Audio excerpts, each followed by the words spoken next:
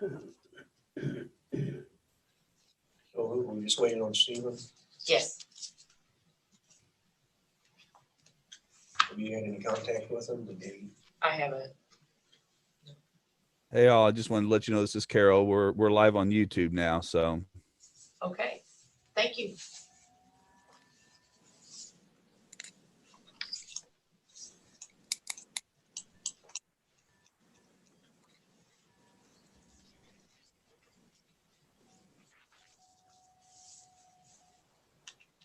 I got one more minute.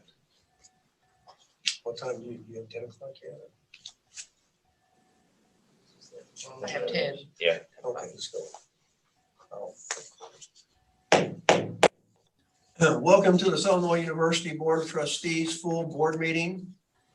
I will call the meeting to order. Madam Secretary, please call the roll. Curtis, Present. Gear, Gilbert, Present. Graham, Present. Hightower, Present. Sharma, Present. Simmons, Present. Tedrick. Present.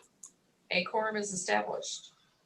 Okay, first want to announce that former trustee Amy Scholler resigned from the board just a few weeks ago. So we are one board member shy from the last meeting.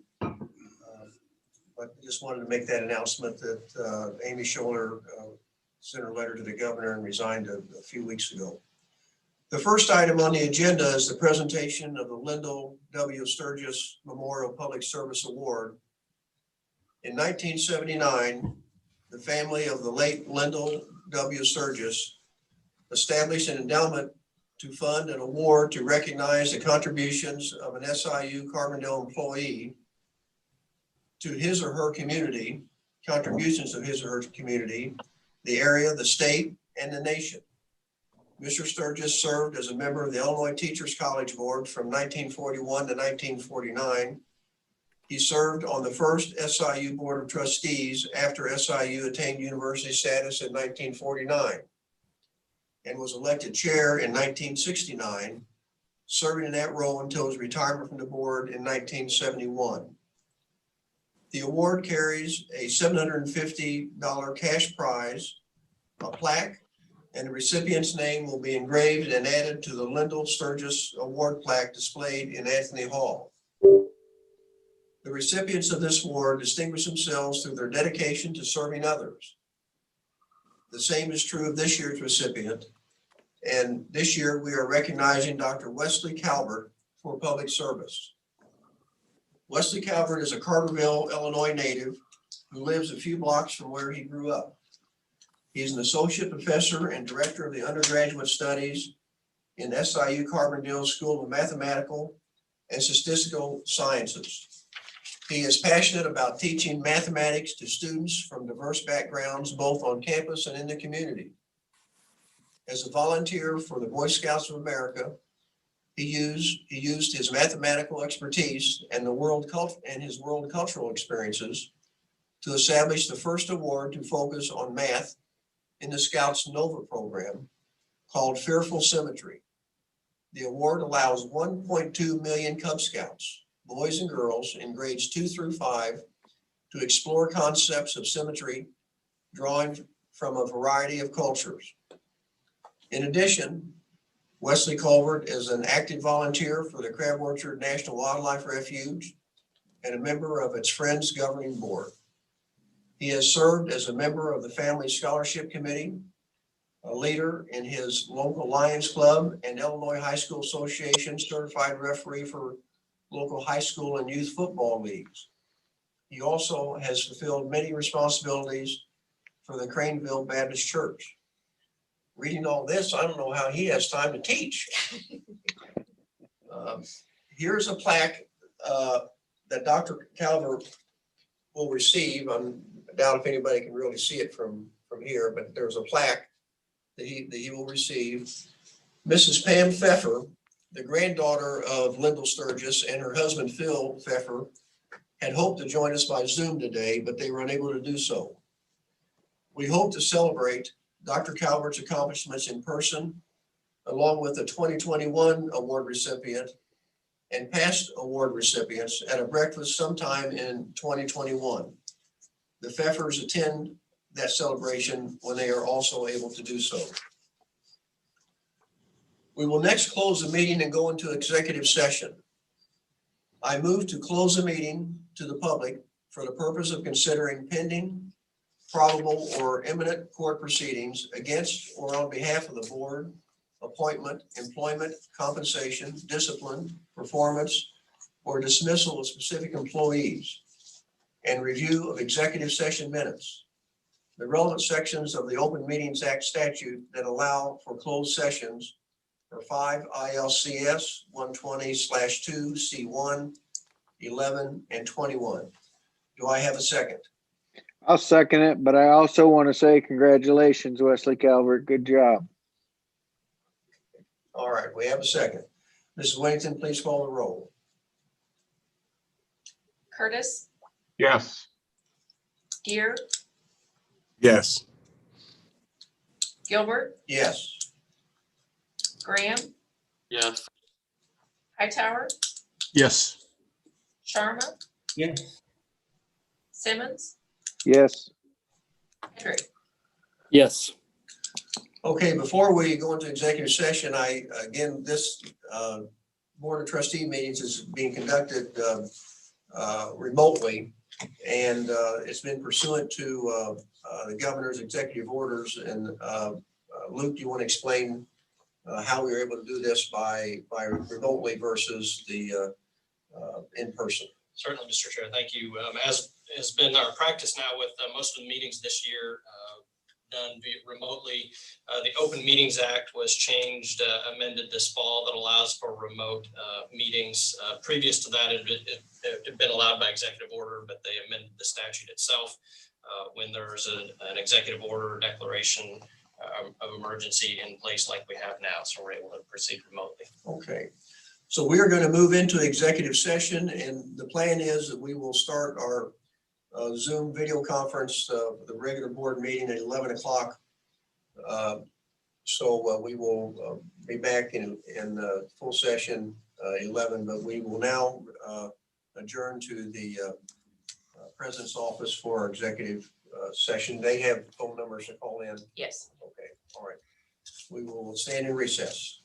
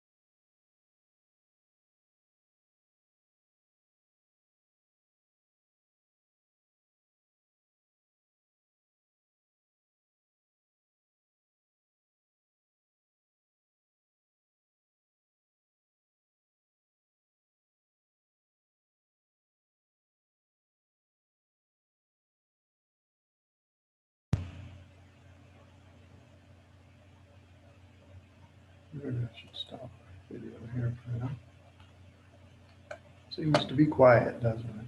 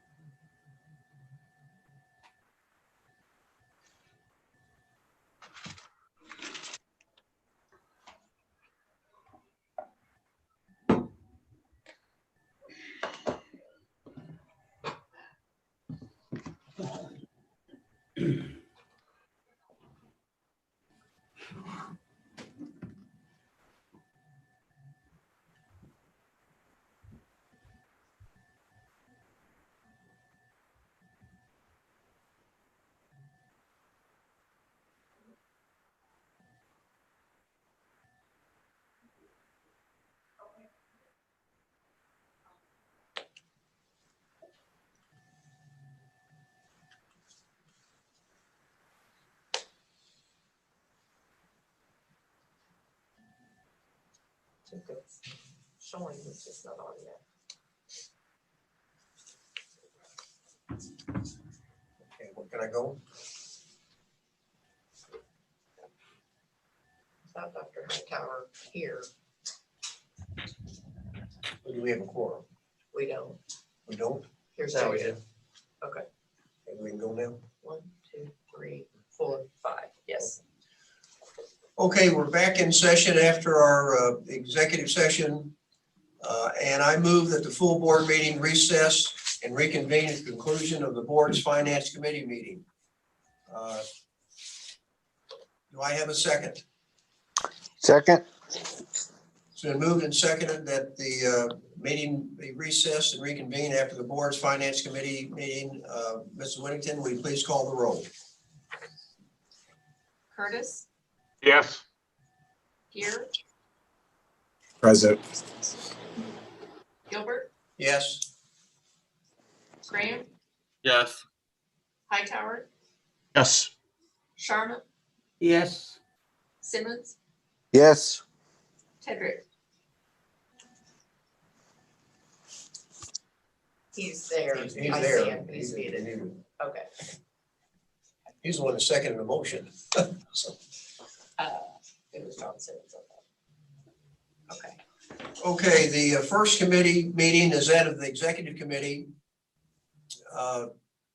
The first item on the agenda is the minutes held September 17th and October 7th. Is there a motion to approve the minutes? So moved. Been moved by trustee Simmons, seconded by trustee Tedrick. Ms. Whittington, please call the roll. Gilbert, Yes. Simmons, Yes. Tedrick. Yes. The minutes have been approved. The last item is the approval of proposed amendments to the board legislation, board of agenda item P. President Mahoney, will you introduce this item? Yes, I will. This is proposed amendments to the board statutes. This was a recommendation that came from our Diversity Advisory Council. Throughout the summer and into the fall, we've started working on a value statement that we wanted to include on our websites, job postings, as part of new employee orientation. And we felt putting it in the statutes of the Board of Trustees would give it some permanency and a place that everybody could find it. The value statement, as it's written, is the Southern Illinois University system is an anti-racist community that opposes racism, discrimination, and inequity in any form, and embraces diversity, inclusion, equity, and justice for all people.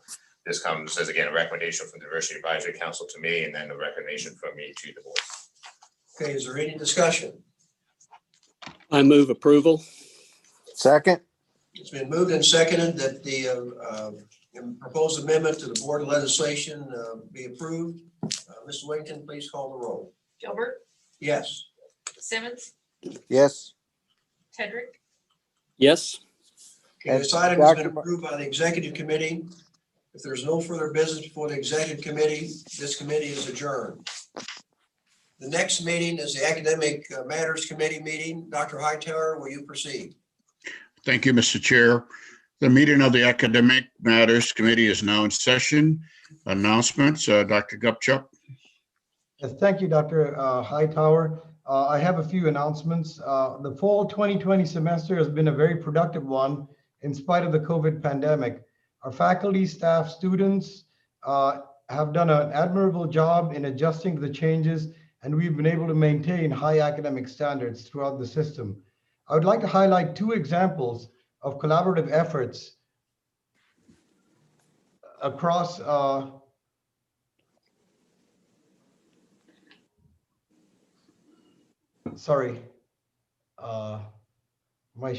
I'd like to highlight two examples of collaborative efforts across our campuses that required a lot of work on the part of collaborators, but showed us that excellence can be achieved through synergistic work.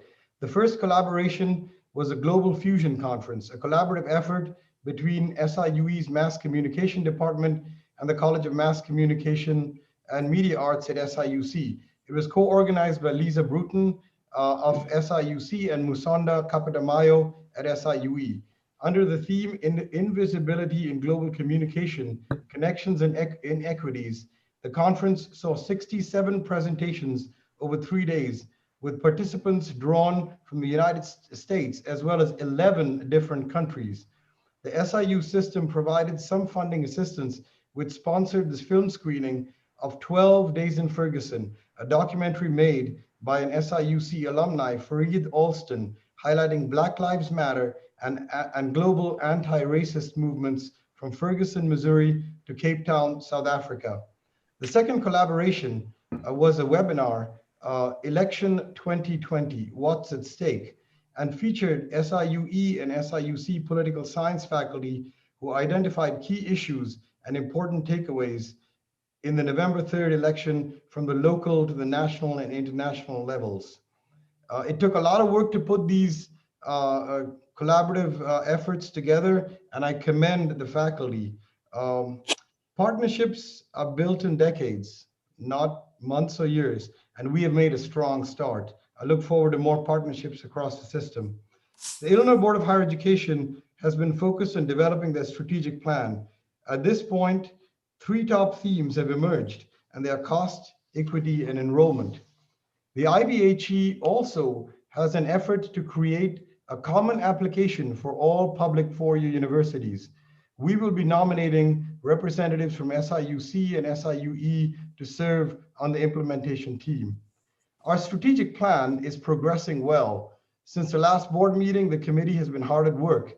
We surveyed all stakeholder groups, faculty, staff, students, alumni, community members, to prioritize the recommendations identified by 8 working groups appointed by President Mahoney earlier this year. We also received thousands of additional suggestions through the survey that were thematically categorized. We received, and this is a true number, 3,912 responses. This is a very good sign and indicates that our stakeholders would like to be involved in the process. Some additional analyses is being conducted by bright graduate students at the Associated Research Consultants to help the committee conceptualize the data we receive through the survey. The committee has created vision and mission drafts, and you can see them on the screen. I apologize, that threw me off in the beginning when that came up. So here's the working vision that the committee has created for the system: empower people, transform the world. The working mission is the Southern Illinois University system enriches lives and communities through inclusive excellence, experiential education, and innovation. The system creates and shares knowledge that allows all individuals to achieve their full potential, serves as an economic catalyst for the region and the state, and advances global change and understanding. The committee will work on identifying goals soon and will conduct town halls early next year to get feedback on the vision, mission, and goals. Subsequently, goal committees will develop objectives and metrics to help us achieve the goals and measure our success. That is my report, Trustee Hightower. Let me just say, and I know I'm still in comments from our chair. This really makes us feel great, the full board, that we are moving toward an SIU system strategic plan, and the commitment of all of the stakeholders involved is just very, very gratifying. So we applaud your work and encourage you to continue moving forward, and you certainly have the support. Mr. Chair, I don't know if you want to make a comment or not on that, because this is so critical as we've talked for some time. Just echoing your comments, we're working towards a strategic plan, not only for the campuses, but the system, which has been lacking for years. And I think the strategic plan that's going to be developed and approved by this board at a later time is going to put this institution on the right track and for future generations. So I appreciate the work that Dr. Kupchak is doing and the people that are working on this plan. Excellent. Other comments from any of the other trustees? I know this was a critical goal of the constituted board from a year ago. So other comments before we move on? Yeah, I like the idea of moving forward, and since I have been on the board, the progress has been made exponentially. I'm very pleased to see this system-wide progress among the two universities, and would like to see more and more, as Dr. Grubchak said. So thank you, Girish, for doing all that work. Okay, excellent. Anyone else? Moving on, approval of minutes of the September 17th meeting. Is there a motion to approve the minutes? So moved. We have a motion second. May we get a second? I'll second it. Madam Secretary, please perform the roll call, please. Hightower, Yes. Gear, Yes. Sharma, Yes. Okay, motion passes. Information report performance, Dr. Gupchak. Thank you, Trustee Hightower. The first information item is a performance report. Each year, the SIU system submits a performance report to the IBHE. The report involves our response to the 4 goals outlined in the Illinois Public Agenda that are intended to reduce the barriers that hinder a well-educated citizenry and a healthy economy. Each provost will highlight one success achieved under each of the 4 goals, and they will have 5 minutes per campus. I would request Provost Kamaraju to start, and then followed by Provost Cobb, and finally Dean and Provost Cruz. Provost Kamaraju. Good morning, everybody, and thank you for the opportunity to present the performance report for SIU Carbondale. I will do my best to summarize a 28-page report in a few minutes. So for the first goal, which is to increase educational attainment to match best performing US states and world countries, to highlight this, the success that we have achieved for this goal, I've selected our retention efforts. And our aim with retention is to ensure that every student who arrives on our campus is supported and experiences success and remains on our campus. So typically the retention percentages that we report is from the first year to the second year retention numbers.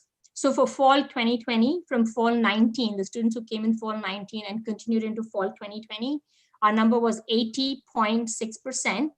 And just for comparison, the prior year, it was 75.1%, and the year before was 72.1%. And in fall 2012, it was 61%.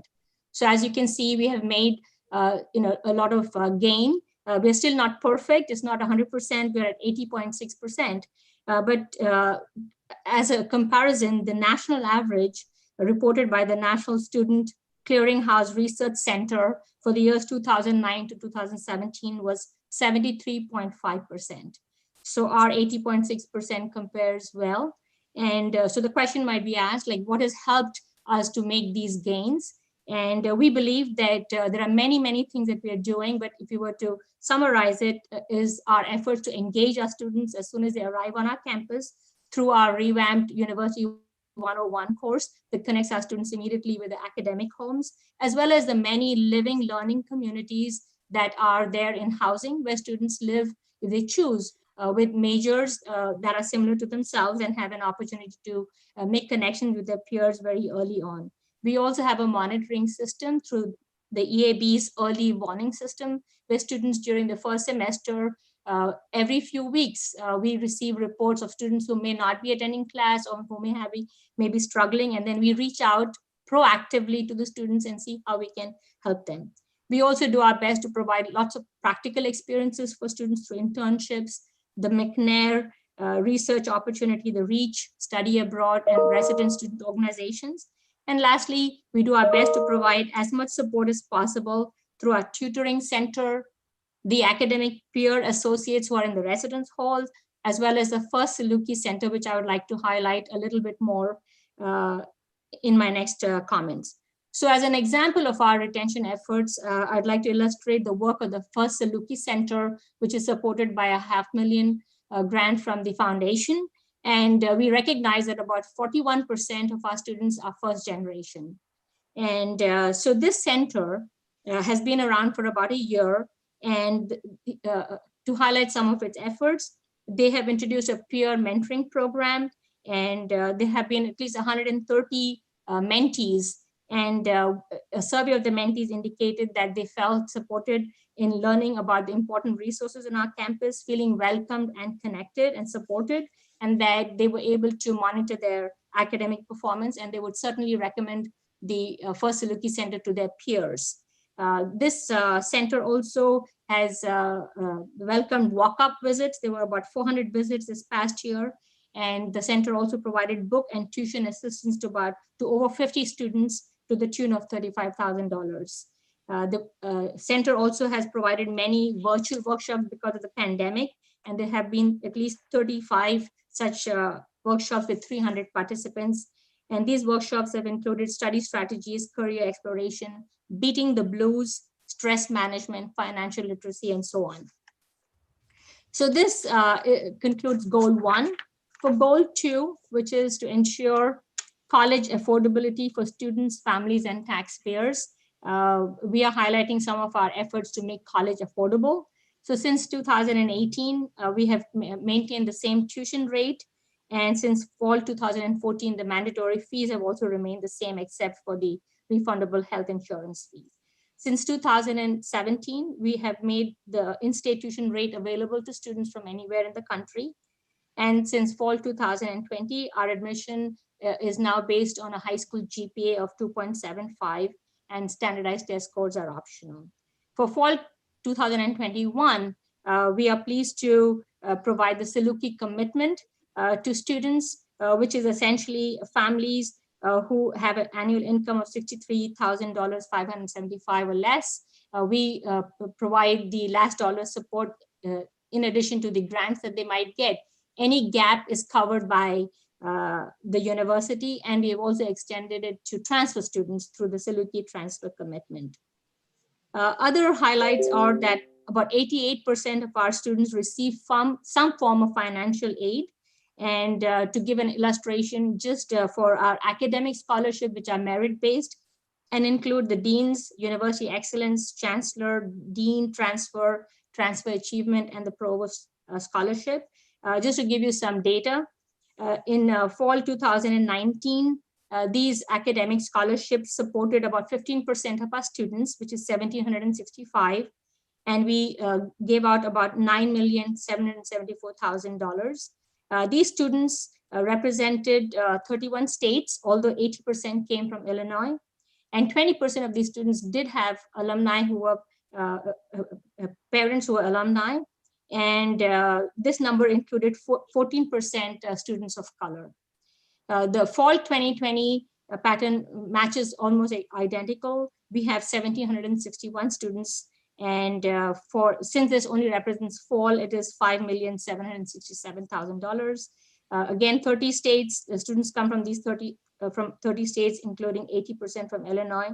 21% have parents or alumni, and about 14% are students of color. For my third goal, which is to increase the number of high quality post-secondary credentials to meet the demands of the economy and an increasingly global society, what I've done is I've identified 3 of our very popular programs that are producing students who are absorbed immediately by society into various occupations. So we've been very successful in job placements for 3 areas: automotive technology, aviation, and health sciences. So as an example, automotive technology, which has about 300 majors, the graduating class in May, 89% accepted full-time jobs prior to graduation, and the remaining 11% were considering more than one job offer. And all of these are at well-known car or truck manufacturing organizations, including Nissan, GM, Honda, Toyota, Mitsubishi, Tesla, etc. And the list goes on and on. Starting salaries range from $50,000 to $75,000. The second example would be aviation flight. They have about 200 majors, and their placement is 100%. right out of the gate. And the employers include, but are not limited to the US Air Force, Envoy, Sonoma Jet Center, US Army, US Navy, and so on. In aviation technology, which has about 150 majors, the graduating students, about 90% get immediate placement and others get it eventually. And so the employers include Boeing, the US military, Gulfstream, Spirit Airlines, and so on. The last discipline that I'd like to highlight is radiological sciences, which includes radiography, radiation therapy, MRI, sonography, medical dosimetry. They have about 200 majors, and their placement is about 97 to 100% across these different specializations. And the certification, so they have to get licensed, the certification pass rate is 85 to 97%. And their employers include SIH, SSM, Mercy Healthcare, Siteman Cancer Center, Emory Healthcare, Baylor Scott and White, Vanderbilt, and so on. The dosimetry graduate salaries range from 83,000 to 119,000. And for the radiation therapy, the salaries range from 60,000 to 73,000. The last goal that I'd like to highlight is to better integrate Illinois' educational, research, and innovation assets to meet economic needs of the state and its regions. And to illustrate this goal, I selected the STEM Education Research Center that we have. It has been in existence since 2016. And three of their accomplishments is to increase and enhance and enrich the STEM content area for teachers and students in all of Illinois. And so this is done through classroom and school visits, making presentations, loaning equipment, gifting equipment, and also at the various conferences, making demonstrations for the teachers, providing grant-funded professional development workshops, and offering tuition waivers for teachers who might want to pursue graduate school. A second major area in which the STEM Education Center really shines is in the work it has done with the Illinois State Board of Education in creating the assessment test to test students. So the item development to engage, so our experts engage the teachers in developing the test items. And then when the answers come in, to train the teachers to score the answers. So at least 250 teachers are engaged in that process. And then the teachers also get a stipend through a grant. And so this is one way that the STEM Research Center is actually reaching out and connecting with all the STEM educators. And lastly, they provide forums where students can present the research by co-hosting the Illinois Junior Science and Humanities Symposium on our campus. And also, most recently, they have created a Teen Science Cafe, which is done virtually for regional teens and their teachers to have a forum where they can share the interest. So this concludes my presentation of our performance report. Thank you very much. Excellent.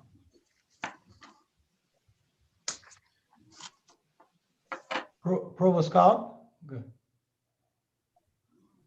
Thank you for the opportunity to present our annual performance report. This is a change in practice, but I think it's a good one. And so I appreciate the opportunity to be here on behalf of the university, but I also feel responsible to acknowledge that the accomplishments that I'll talk about are not mine. They are the accomplishments of our outstanding faculty, staff, and students throughout the university and in divisions other than academic affairs. So I at least wanted to do that. It was curious as I worked through the presentation, it already feels dated, right? The pace of change is so quick and the context has changed so dramatically that some of the things already feel like I want to add a whole lot to it, but I will try to be brief. So as Dr. Kamaraju mentioned, the first goal that the state articulates is really about increasing educational access with mindfulness toward the equity gaps that we see. So just as context, SIUE's enrollment has remained relatively stable. We were down about 1.6% last fall with a headcount of 13,061. Like Dr. Kamaraju, I'll highlight what we've been doing on the retention front, because I think that's where we've been making significant efforts, and it's a place where we need to make efforts. And interestingly, the report doesn't call for us to talk about retention specifically, but if you're talking about 6-year graduation rates and the outcomes for students across groups, particularly thinking about groups such as our African American students, our Hispanic students. We want to make sure that we're thinking about 1st to 2nd year retention because we have to address that challenge. So in that vein, we've been doing a great deal of work. In fall 19. We were able to report record retention for our university during our reporting period, so 78.81%. I'm tempted to round, but I'll be accurate with that number. And one of the highlights I want to point out is that there's a tremendous work that's occurred over time to get to that number. But of course, we're striving for higher because we know how important retaining students from 1st to 2nd year is. But that number also suggests that not only did we see an increase for all students, so there was a 3.39% overall increase, but we particularly saw increases in retention for African American students, about 3%, and an increase from year to year of 4.3% among our 1st to 2nd year Hispanic students. In particular, we've been doing work in that last 3-year period. So if you look back to fall of 16 and look at the retention rate that year and then compare it to what we saw for the fall 18 to fall 19 cohort, we were able to see significant gains for African American men in particular, and similar gains for African American women. So for the fall 16 cohort, our retention rate for African American men was 59.54%. And for the fall 18 cohort, we had moved that number to 69%.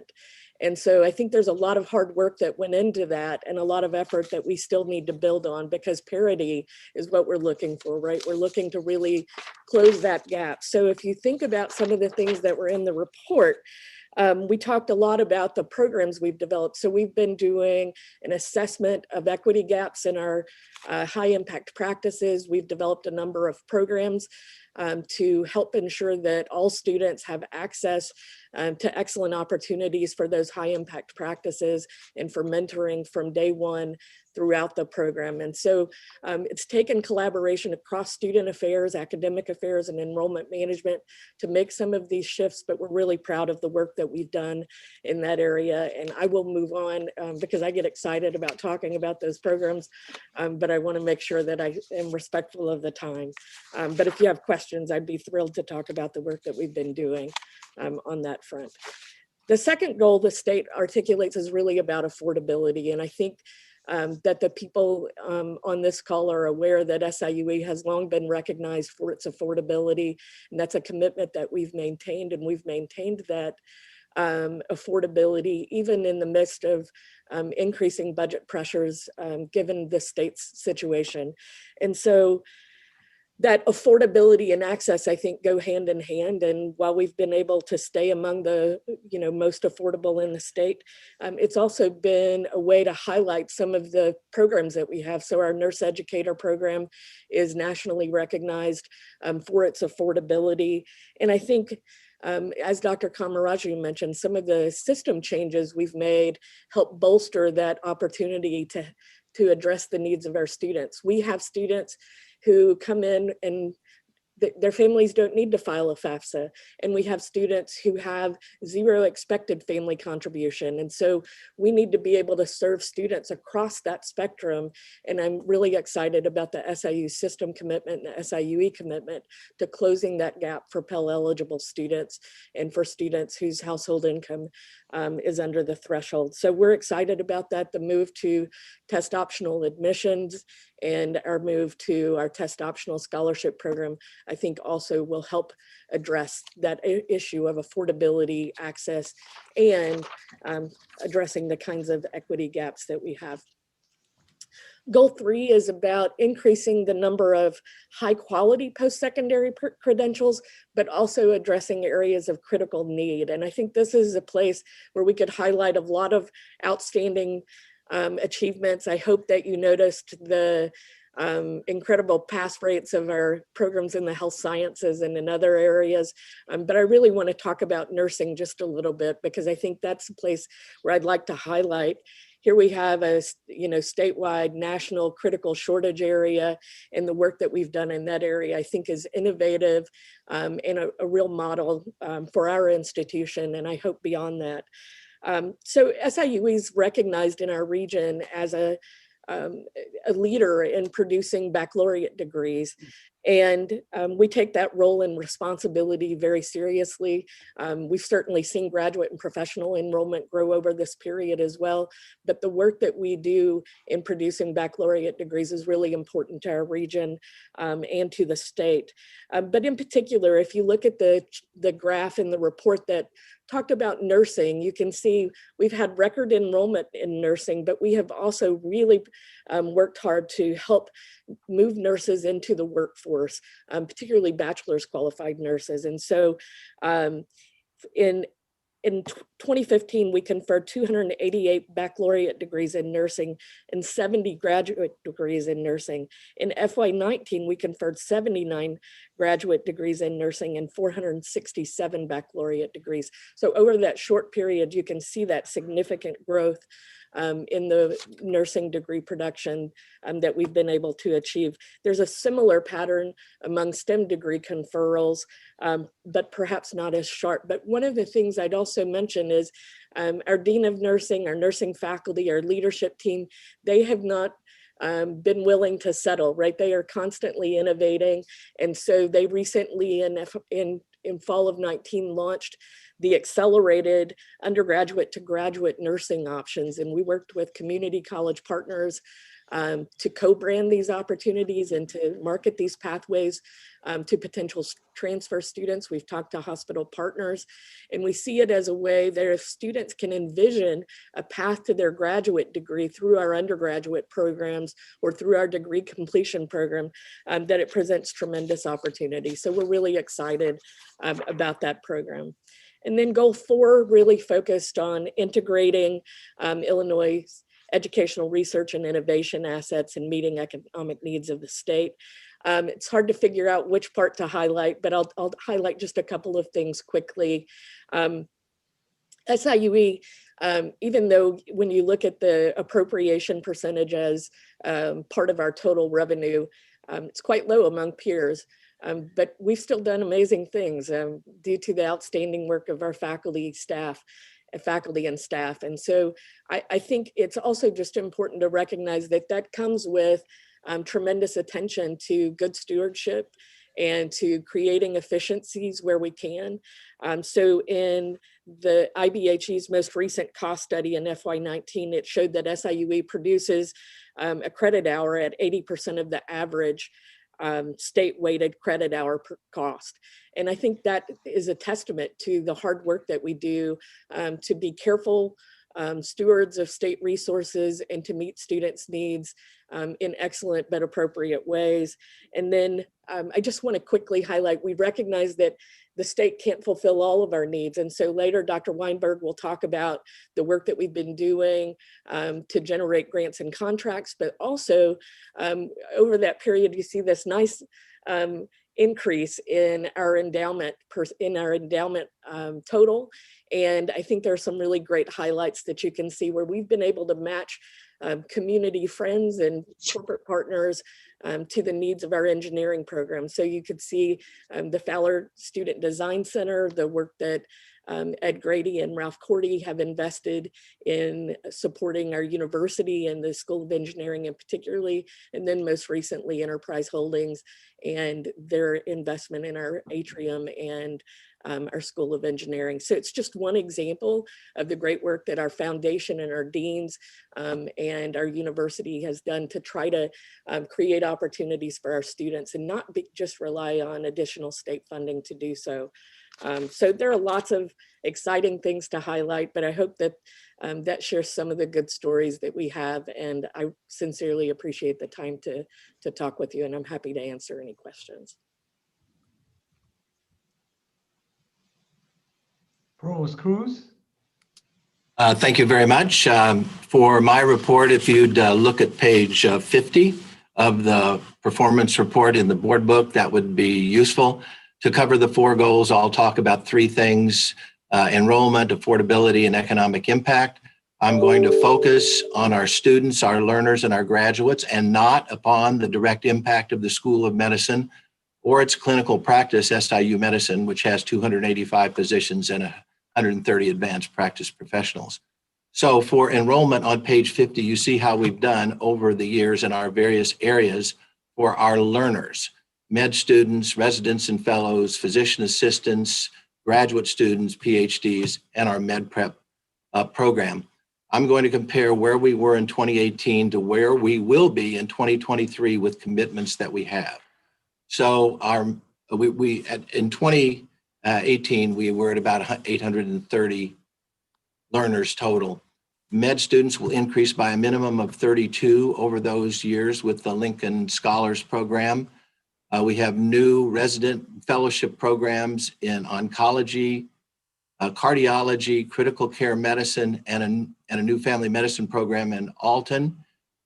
Through the generosity of our sponsoring hospitals, will increase our number of residents by a minimum of 60 over those years.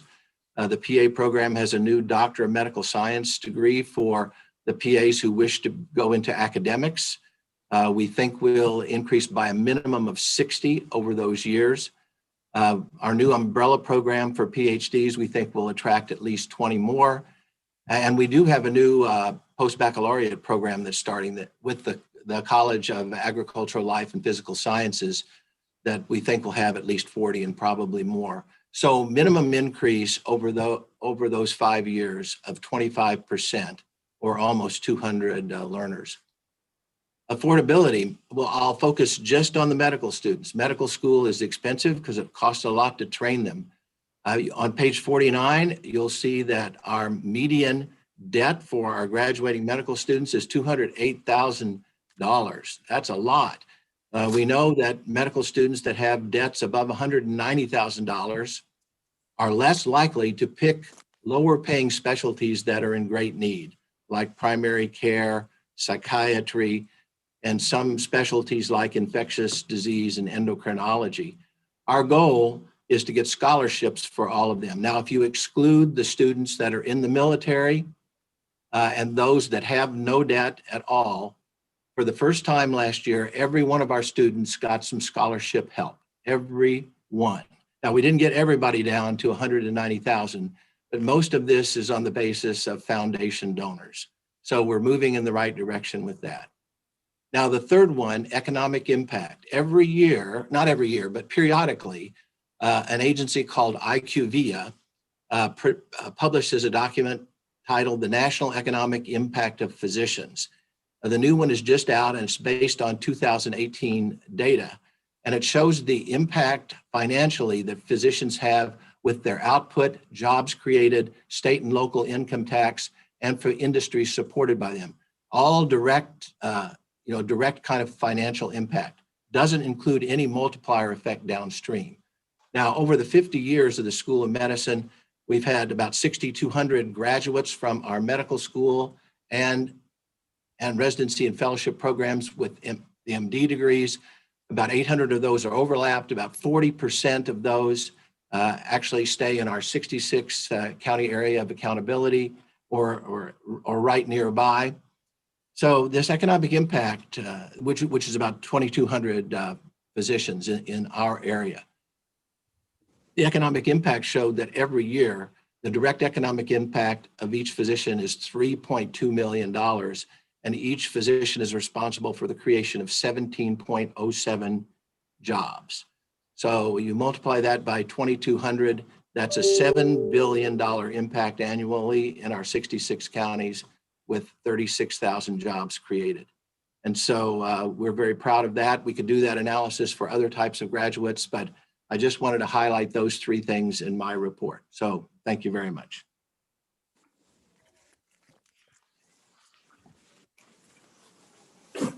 Thank you to the provost. Boy, I have goosebumps. Thank you, all of you. Dr. Hightower? Thank you. Let me I agree with you. It does give I think all of we trustees goosebumps. This performance report that we've asked you to oversee along with President Mahoney really provides a quality blueprint for communicating to our constituents that we are being good stewards and that we are conscious of making the positive changes to put the system on a trajectory that it's upward. And in listening to each of our three deans, again, we commend you for your outstanding work. When we look at the upward trajectory of retention, engagement of students, the monitoring system that you have in place now at all of your three campuses, the changes you've made with GPA, the focus on academic scholarships, it's very gratifying to see this type of work. And I'm hoping that we will, I'm talking to our president who oversees this, that we will, in effect, take these three reports, put it in a positive storyline, and send it to our legislators to let them know that, hey, we are making changes. We are doing the kinds of things that you have asked us to do, and here are the results to show that this work is being done. So just phenomenal a report. Are there comments from any of our other members of the Academic Matters or our trustees at large? Because this is just a wonderful, wonderful report. Dr. Hightower, I would just like to echo what you're saying, and I've just been truly impressed by these reports. You know, we are in the midst of the most difficult period in our country since the Great Depression and World War II. And it will be through an education, particularly not only primary and secondary, but particularly higher education, that we're going to be able to come through this pandemic and as a society and as a people be stronger going forward. We are thinking outside the box, which we've had to do, and providing an educational opportunity for everyone. There's so many people now that are unemployed, that are struggling, and yet we're going to be providing the backdrop to help these people in the future. And I appreciate the reports from Dr. Kamaruzu and Denise and Dr. Cobb and Dr. Cruz, because I think that people in the state of Illinois and people particularly in the areas served by our campuses can be very proud of the faculty staff that we have in moving this forward during this very difficult times. If I may ask each of our deans, Dr. Kamaraju, Cobb, and Cruz, if you'll just take, just a brief second and share with the public how difficult it's been during this COVID pandemic to move forward with this report and the results you're seeing and how you've made it happen. If I could just ask each one of you, starting with Dr. Kamaraju, to share that with us, please, and then Cobb and Cruz. Thank you, Trustee Hightower. On the Carbondale campus, I think that we have approached the whole situation as a team effort, and that everybody has really come forward with a lot of dedication and energy and focused on the goal, which is to keep the university moving forward despite the constraints. So everyone has literally rolled up their sleeves, rolled up their the trousers, and said, okay, now this is how we're going to move forward. And it has really been that kind of dedication and a feeling of a common cause. We're in it all together, and we have to move the university forward. So people have been very resourceful, very sort of thinking outside the box and say, okay, how can we continue doing what we have to do and make the experience for our students as meaningful as possible. So it's really been a teamwork is what I would say has helped us move. Wonderful. Wonderful. Dr. Cobb. I think, I'm an organizational sociologist at heart as well. And so I think, we often hear about how challenging organizational change is and how slow large bureaucracies are to change. And we see examples of extraordinarily large, bureaucratic organizations turning in ways that I think we never imagined possible. And it is really a testament to the people. I don't mean that in a trite way. I think what our faculty did, what our staff did, the resiliency of our students, it is still challenging. I mean, we've made huge shifts.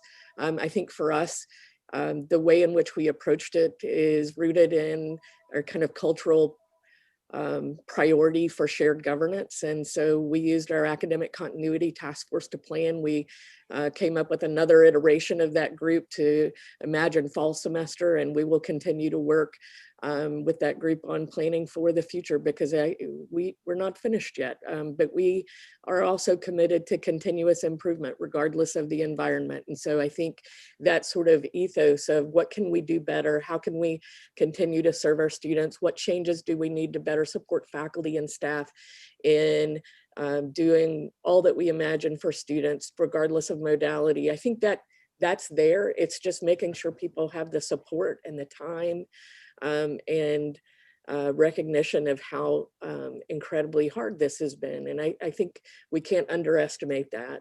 But I also know that we've made huge strides. And so I hope that we can mitigate the kinds of challenges that come up along the way. But I'm just incredibly proud of the work that our faculty and staff and the resilience of our students. Right. Dr. Cruz. Thanks. Yeah, we've obviously clinical care is a lot of what we do. So providing care for those patients with COVID-19 and all of the other care for our patients and for our partners' patients has been a big one, getting all the supplies that are needed. Actually, the partnerships have been great. We've worked really hard to build those throughout the area. And we obviously have had to develop and use new technologies, much more telemedicine, much more virtual learning. And I think the partnerships that we had and our previous attitude of if it ain't broke, make it better, that we've always had, have allowed us to move through this. And so I just say our folks have really met the challenge. I'm proud of them. Good, wonderful. Dr. Gupchuck, as we go back to and ask you to put this in some type of package to communicate to our public of what we've done here and what we're doing as far as the report you've given us today. We ask you to start out with, while we realize these are challenging time as a result of this pandemic that we are all experiencing, we have continued to move forward, and here are some of our positive results. It's showing that we're not making excuses. We haven't stopped working, but more or less, I think Denise Provost Cobb mentioned, we have found a different way, new ways to continue to move the institution forward. And I think that's the overriding message that we need to convey to our constituents as well as our legislators, to let them know that we're getting a job done.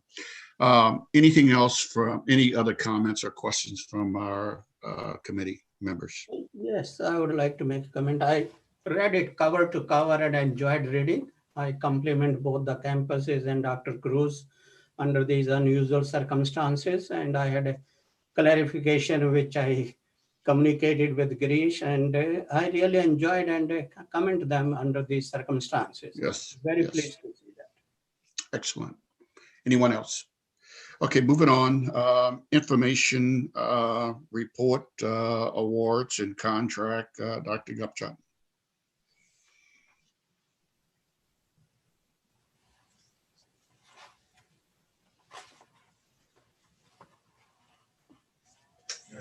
You're on mute. He's on mute. Dr. Gupchak, you're on mute. Oh, I'm sorry. I was just praising all our people. I said our 4 P's of success are people, people, people, and people. And we have amazing people. So thank you so much to the provost. But the awards and contracts report was supposed to be presented earlier this year. We postponed it, but you'll hear a great summary report from our 3 research officers. You were muted before. Yes, yeah. Somebody came to ask me to turn my microphone on. So I'd like to request our chief research officers to present a report on awards and contracts. We'll begin with Dr. Weinberg from SIUE, followed by Dr. Kinsel from SIUC, and then Dr. Torrey from the School of Medicine. Dr. Weinberg? Thanks very much, Girish. Thanks for asking me to present.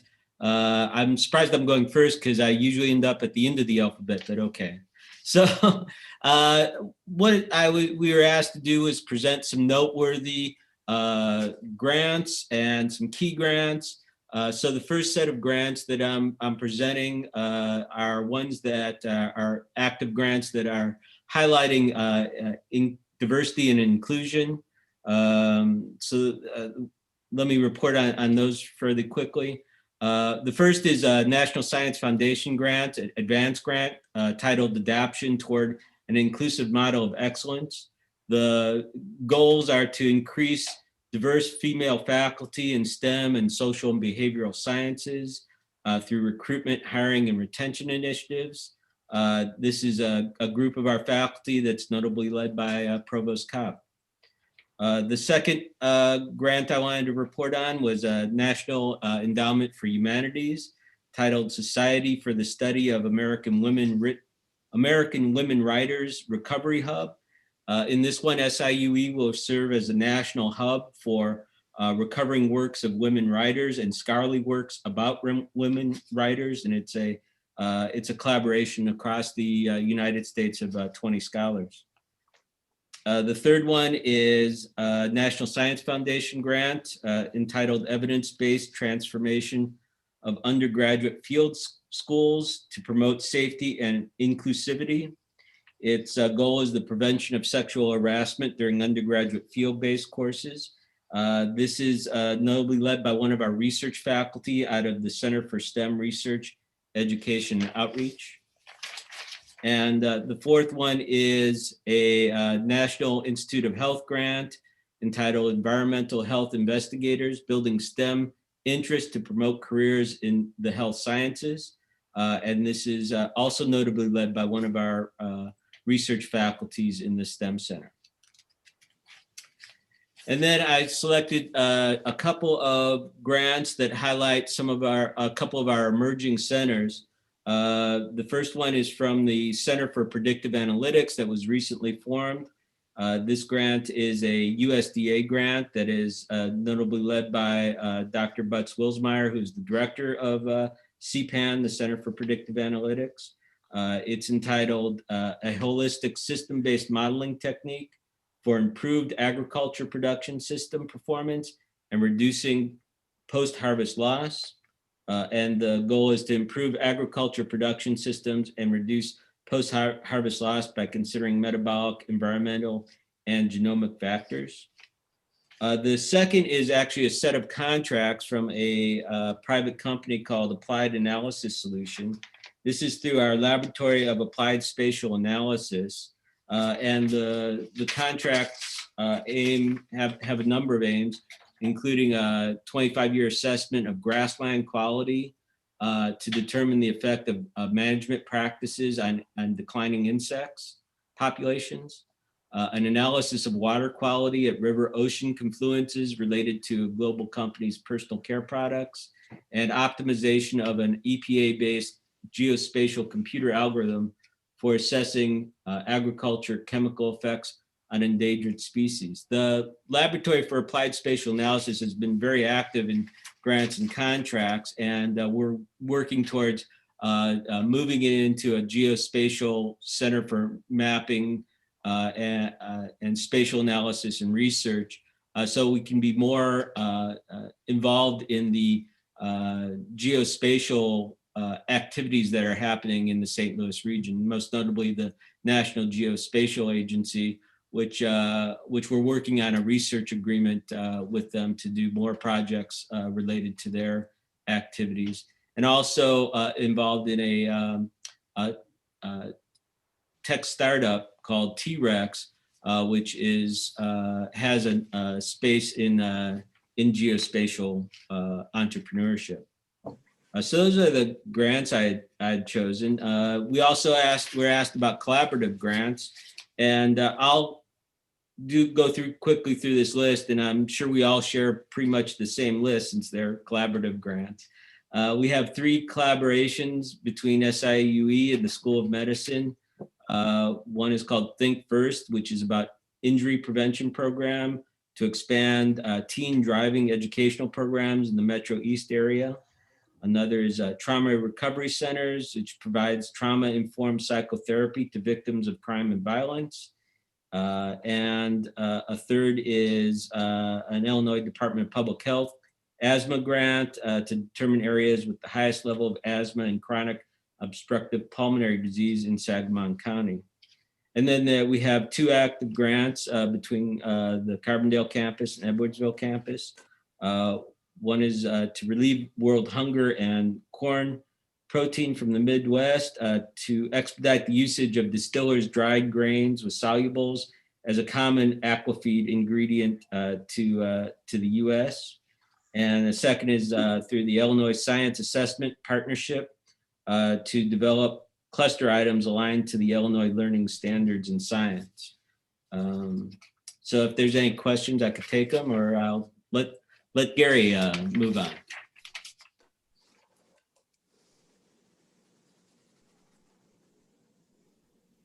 Okay, Jerry, well, thank you very much. I appreciate it. And good morning, and thank you to all the members of the board and other audience members for this opportunity to report on the funded research activity at SIU Carbondale. If you've had a chance to review the executive summary, you will note that the Carbondale campus was extremely successful in FY20 in obtaining external grants and contracts. Collectively, with the inclusion of the Federal CARES Act dollars, the total awards in FY20 reached about $51.5 million, and were the product of a submission of about 450 applications requesting a total of over $145 million in funding. One point that I always try to make whenever I mention these numbers, especially to people in the public, is that there's often a tendency to think that these dollars, these research dollars, only go towards buying expensive pieces of equipment and building laboratories and things of that nature. When the facts of the matter are, these types of capital investments typically tend to be very small fractions of the overall research funding. The vast majority goes to pay salaries for faculty, salaries for graduate students, salaries for undergraduate students, and they also go to provide services. So in fact, the vast majority of research funding is injected directly into the economy of the Southern Illinois region, which is something that I think often gets overlooked when we talk about research funding. Regardless, within this very successful portfolio, there were a number of awards that deserve particular mention. For example, in FY20, we had 2 faculty in SIU Carbondale who received prestigious National Science Foundation Career Awards.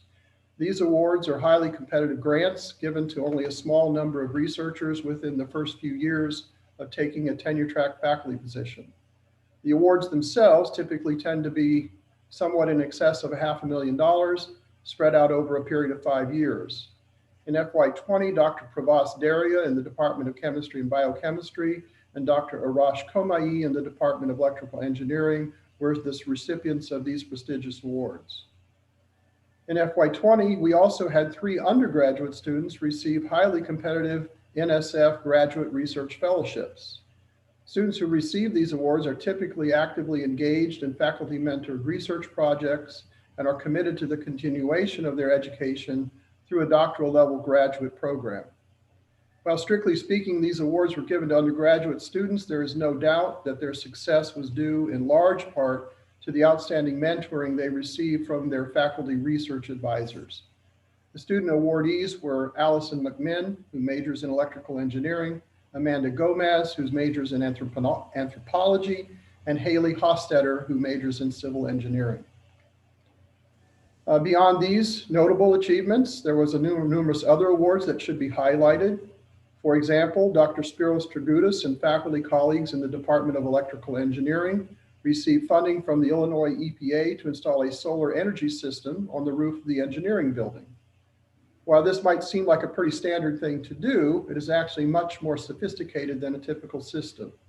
The installation includes sensors and feedback systems, which are designed to identify inefficiencies in the system and allow for research oriented towards improving the functioning of solar systems. Furthermore, this setup will serve as a one-of-a-kind teaching and training and research tool for the students and faculty at SIUC. Our faculty also continue to have tremendous success in obtaining grants to provide a wide spectrum of services to the children, adults, and families of Southern Illinois.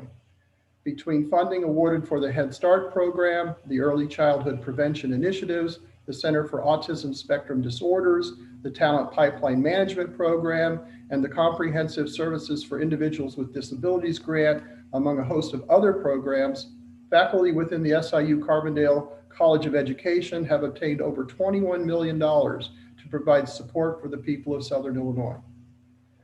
Services to the region and the state are also provided through awards received by the SIU Research Park and the Office of Innovation and Economic Development. Under the leadership of Lynn Lindberg, this unit works aggressively to find funds to support small businesses and startup companies in the region, as well as to provide workforce training both regionally and across the state. Notable awards include the Small Business Development Center, the Procurement Technical Assistance Center, the Manufacturing Excellence Center, and the Nurse Aid Testing Program, in total to over $2 million. The latter Nurse Aid Testing Program is notable in that it is a program that is being used across the state of Illinois. Of course, as a land-grant institution, SIU faculty continue to engage in significant research related to agricultural development and studies related to the management of fish and wildlife. Collectively, faculty in the Center for Fisheries, Aquaculture, and Aquatic Sciences, the Cooperative Wildlife Research Laboratory, and in the School of Agriculture received awards totaling over $5 million. These awards encompass efforts to understand and mitigate the effects of invasive fish species like the Asian carp, research into the movement and sustainability of important game animals, and basic research for improving the yields of Illinois critical agricultural crops like soybeans, corn, tomatoes, and horseradish. Finally, I want to mention an emerging focal point for research on the SIUC campus encapsulated within the nascent Illinois Fermentation, Entrepreneurship, Research, and Manufacturing, or iFerm Center. This center, established as a hub of the Illinois Innovation Network, is expected to bring together already existent research strengths across campus in areas of agriculture, food production, sustainability, energy production, and basic sciences to engage with one of the most critical challenges of our time, namely the sustainable production of food and energy for the future. Our vision is that this research nexus will address critical questions related to this challenge and simultaneously attract important economic investment in the Southern Illinois region. The facility is in place, initial installations are operational, and the phased development of the iFerm Center for the Future is already established. We continue to push for funding through the state of Illinois, the Illinois Innovation Network, and other sources to bring this vision to a reality. If anyone is interested to take a closer look at the facility and experience our vision for the future, I would be happy to arrange for a tour. I hope you can see that we have funded activity across the entire spectrum of faculty activity, from nationally recognized and award-winning research in science and engineering, to targeted campus research emphases in the areas of energy research, fish and wildlife research, in agricultural and sustainability research to significant funded efforts which impact economic development and the children and families of the Southern Illinois region and across the state. While our numbers may not be as big as some of the other institutions like UIUC, our impact is enormous. Thank you.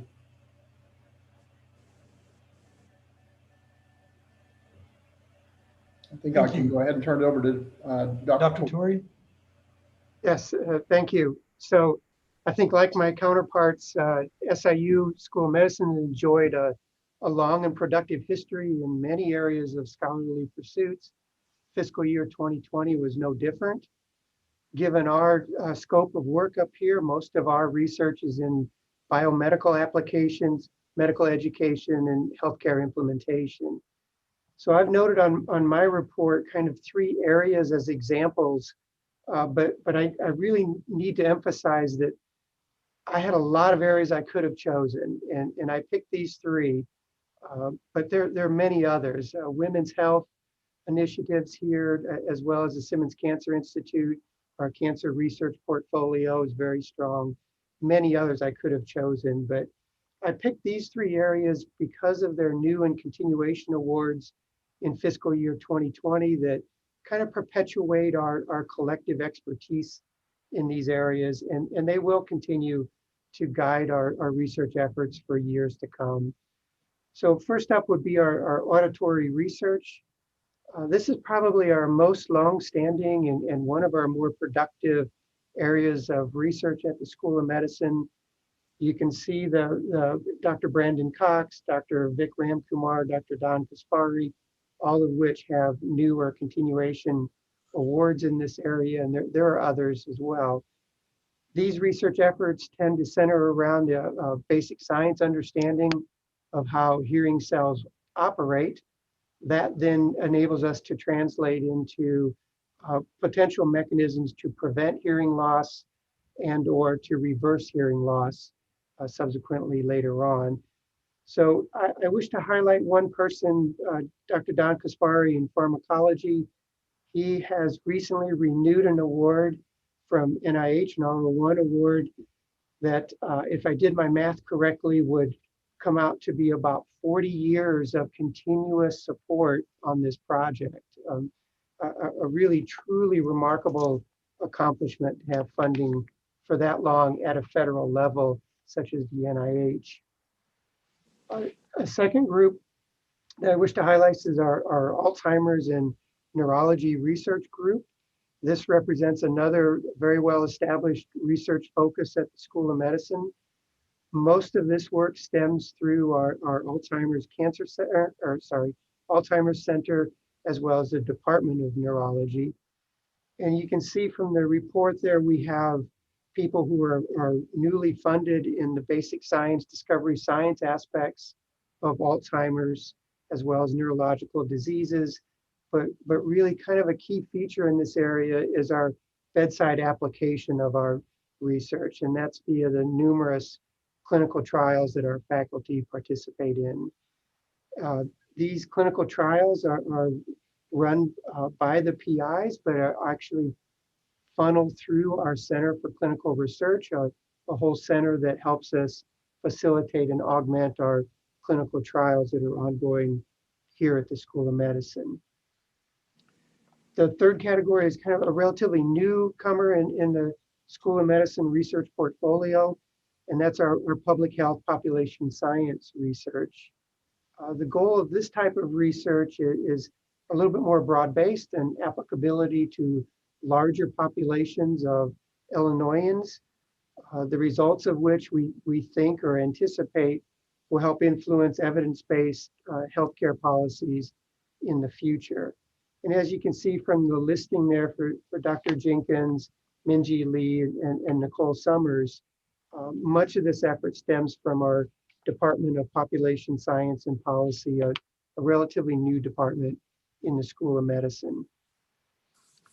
Noticeable awards that kind of impact the region and state, again, very difficult to choose, but and a large number I could have chosen from, but given the strange times that we're currently in, I picked some of the contracts and awards that came to our family and community medicine group. There's a number of contracts that were secured in the fourth quarter of fiscal year 2020 that kind of highlight some very timely impacts to Central and Southern Illinois. And for the most part, these are new health resource and service administrative contracts, HRSA contracts, that have enabled us to expand our COVID testing capacities at the School of Medicine, help us to augment and expand our care for COVID patients as well. And we also have a continuation award from HRSA. It's actually years 10, 11, and 12, so a longstanding continuation that maintains our ability to provide increased medical care to underserved areas and populations throughout Central and Southern Illinois. So these are very timely additions to the portfolio at a very strange times in terms of healthcare with the pandemic that's ongoing. Our collaborative grants, Dr. Weinberg covered our collaborative grants. The School of Medicine has partnered with SIU on some external grants. I wish to highlight in my report, though, a mechanism, an internal grant mechanism that actually all three of us, Dr. Kinzel, myself, and Dr. Weinberg, have supported for a number of years now, equally supported by our three campuses. And this mechanism, it's a competitive mechanism.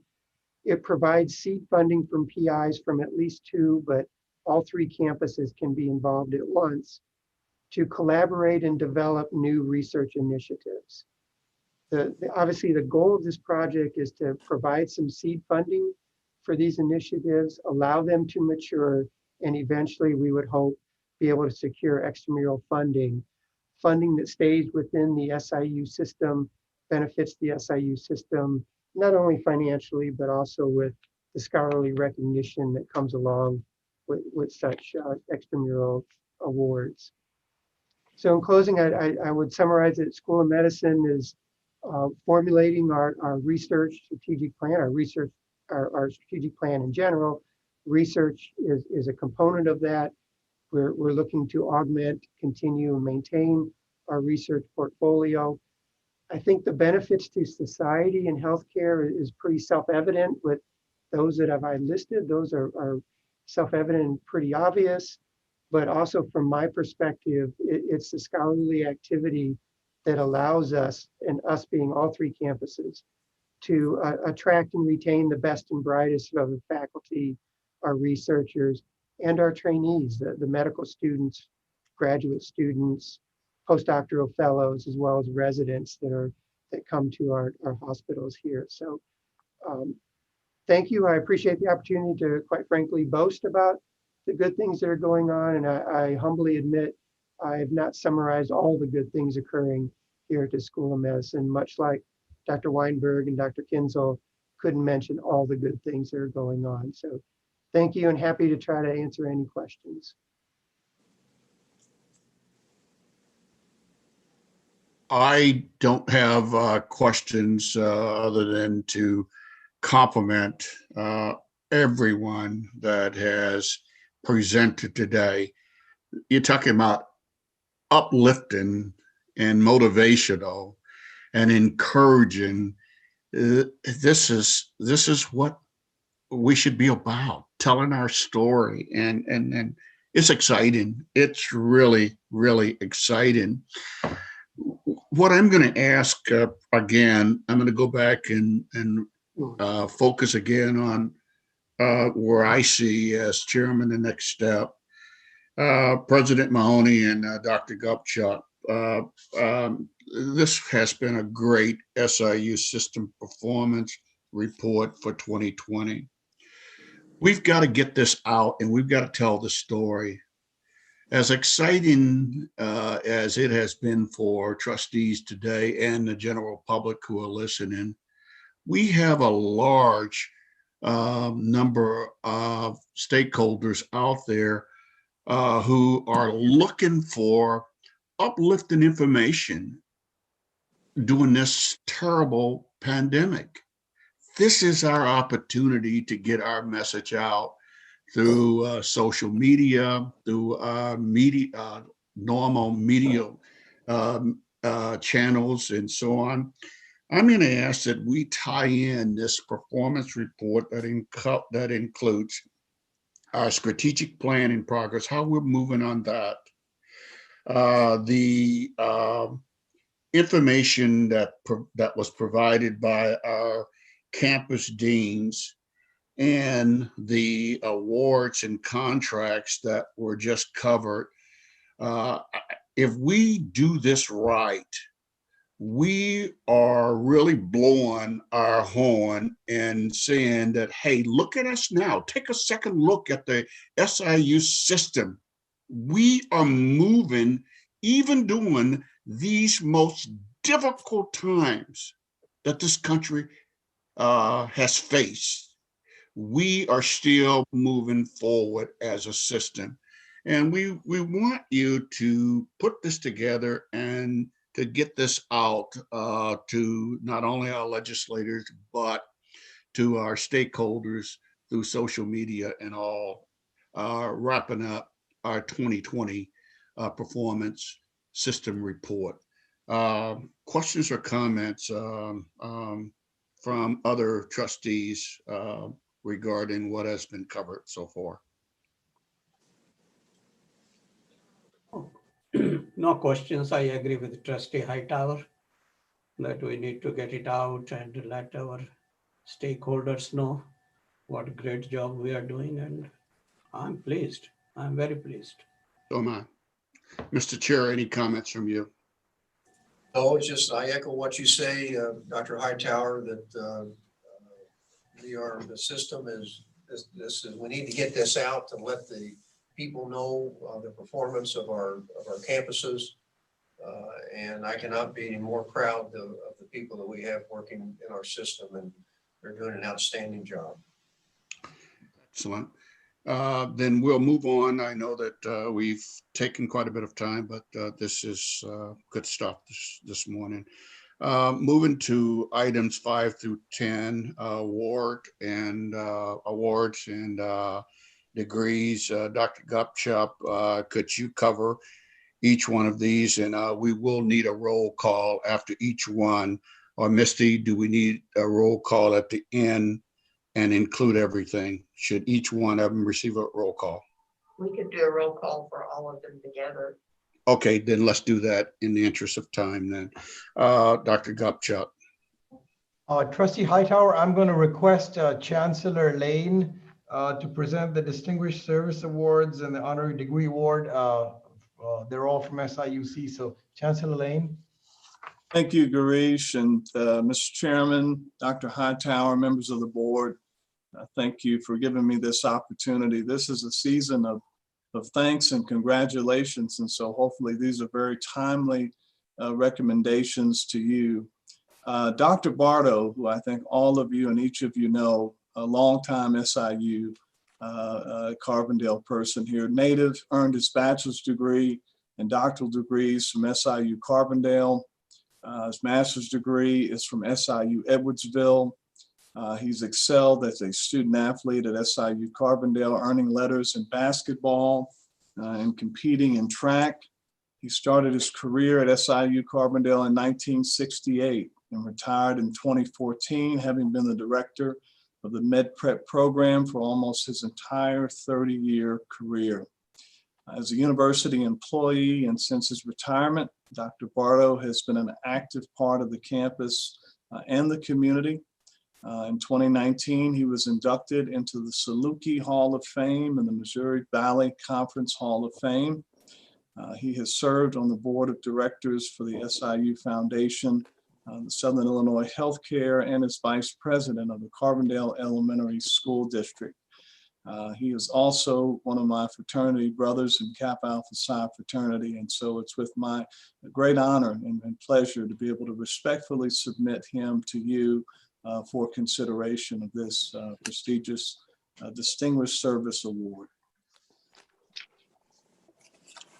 Okay, excellent. If you want to continue on.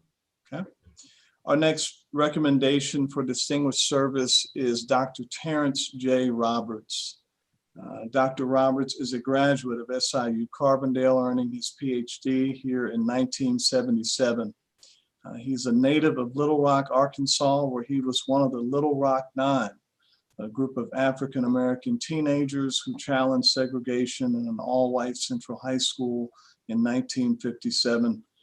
Three of the nine students of that group, three of the nine, are SIU Carbondale graduates and have received numerous commendations for their courage. Dr. Roberts spent his career as a clinical psychologist and has held academic posts at a number of institutions. He's now retired. He continues to lead dialogues about race through his consulting firm. His clients include the Pasadena Tournament of Roses and the Screen Actors Guild. I'd like to respectfully submit him as well for a Distinguished Service Award. Excellent. Our next category for our last Distinguished Service Award is Mr. Edward Singh Wong. Mr. Wong earned 2 degrees from SIU Carbondale, a bachelor's degree in 1969, a master's degree in 1971. He's remained a proud and loyal alumnus ever since. Mr. Wong became very active in his family's business in Hong Kong, growing it significantly over the decades, which has included being a pioneer in advancing new and innovative learning methods for educational institutions across the globe. He's been committed to supporting efforts for youth in Hong Kong and represents SIU well on an international basis. So I would like to recommend him for this Distinguished Service Award. Wonderful. Okay. On to our recommendation for honorary degree award, Mr. Harry L. Crisp II. Mr. Crisp is chairman and CEO of Pepsi Mid-America, a family-owned business in nearby Marion. He attended SIU Carbondale before enlisting in the United States Marine Corps in 1956. And upon his return from service in 1958, he began working in his family business. He grew the company to serve a 5-state region and is one of the largest private employers in the region, which means Pepsi Mid-America has a significant impact on Southern Illinois. Mr. Crisp has been active on a large number of boards and committees, most notably having served as chairman of the Illinois Community College Board and the Illinois Board of Education. He was also a charter member of John A. Logan Board of Trustees. Mr. Crisp has been honored by a number of other institutions and in a number of ways by SIU Carbondale. So I'd like to respectfully submit him for recommendation for honorary degree award. Excellent. Our next honorary degree award is for Dr. Ngozi Ezike. Many of us have come to know Dr. Ezike well, at least through the news and television coverage of the efforts being made by the state of Illinois regarding the COVID pandemic. Dr. Ezike is the director of the Illinois Department of Public Health and has been a tireless leader in fighting the effects of the pandemic. She is a board certified internist and pediatrician who has also worked for Cook County Health, where she has also served as the medical director at the Cook County Juvenile Detention Center, the largest such center in the nation. Dr. Ezike is a graduate of Harvard University and of the University of California at San Diego. I'd like to respectfully submit her for the honorary degree award. Outstanding. Okay. And finally, our last honorary degree award. This is for someone who I have had a chance to meet and talk to personally, her and her husband. So really glad to be able to do this here. This is for Pam Pfeffer. Pam is a native of Southern Illinois and a proud 1967 graduate of SIU Carbondale with a long family history of serving the institution. Ms. Pfeffer was a pioneer for women in the financial industry. In 1972, she co-founded a private equity investment company at which she also served as vice president and corporate secretary. Ms. Pfeffer was the first woman to go through the 3rd National Bank's Management Training and Credit Program, where she became a lending officer before progressing through the ranks to become the first female branch manager in the 3rd National Bank system. Ms. Pfeffer has served in various capacities on the SIU Foundation Board since 1995, including a time as its president, and has served in a volunteer and philanthropic capacity for many other parts of the SIU Carbondale campus. She and her husband, Phil, Phil's a graduate, SIU graduate, received special recognition from the SIU Foundation in 2017 for their many years of service to SIU Carbondale. So I'd like to respectfully submit Ms. Pfeffer for the honorary degree award. Thank you, Chancellor Lane. Is there a motion for the committee to approve committee's item 5 through 10? So moved. Second? I'll second it. Would you call a roll, Misty, please? Hightower? Hightower? Yes. Gear? Yes. Sharma? Yes. Excellent. Moving to number 11, presentation, the classroom of the future. Dr. Gupchuk. I hope you're ready to be entertained. It's my pleasure to introduce Professor Pinckney Benedict and his talented students. Professor Benedict is a senior fiction writer in the creative writing program in the College of Liberal Arts. Dr. Benedict earned his bachelor's degree at Princeton, where he was mentored by the award-winning writer Joyce Carol Oates. He earned his Master of Fine Arts at the prestigious Iowa Writers Workshop, where he was a teacher's fellow. He's published 3 collections of short fiction and a novel. A volume of his new and selected stories titled The Papa Whiskey Tango will be published in 2021. In addition to his conventional publishing, he is fascinated by the possibilities of digital narrative, storytelling in virtual reality, augmented reality, podcasting with the assistance of artificial intelligence, which you may learn more about today. The number of awards and honors he has received is a testament to his forward-thinking application to writing, storytelling, and the love for what he does. He has shared his expertise and talents not only in the classroom, but as writers conferences, retreats, workshops, and the recent podcast series, which features his graduate creative writing students that they have started. Professor Benedict and your talented students, you may take it from here. Be ready to be entertained. Well, thank you. I appreciate that. The gracious introduction. I've not been to a Board of Trustees meeting before, so maybe this is a weird way to start out, but or an unwelcome observation. But there are so many beautiful shaved heads on this Zoom call right now, and I've just been fascinated, scrolling through. Pinned your videos, so it's very gratifying. I spend my time with our students who all have this luscious, wonderful, thick hair, and I forget how good looking a shaved head is. So but that's beside the point. I'll try to get to it as quick as I can. I can see that Provost Komaraju is she's used to my impertinence, so. But I've spent the last year moving from conventional fiction to digital forms, that sort of thing. I've worked over the past year with many students, administrators, forming partnerships with tech companies and with our alumni to create and put together the Digital Humanities Lab of the College of Liberal Arts. And we support podcasting, virtual reality, augmented reality, mixed reality, extended reality, which is the catch-all term, XR, 360-degree immersive video, and game development there. And so we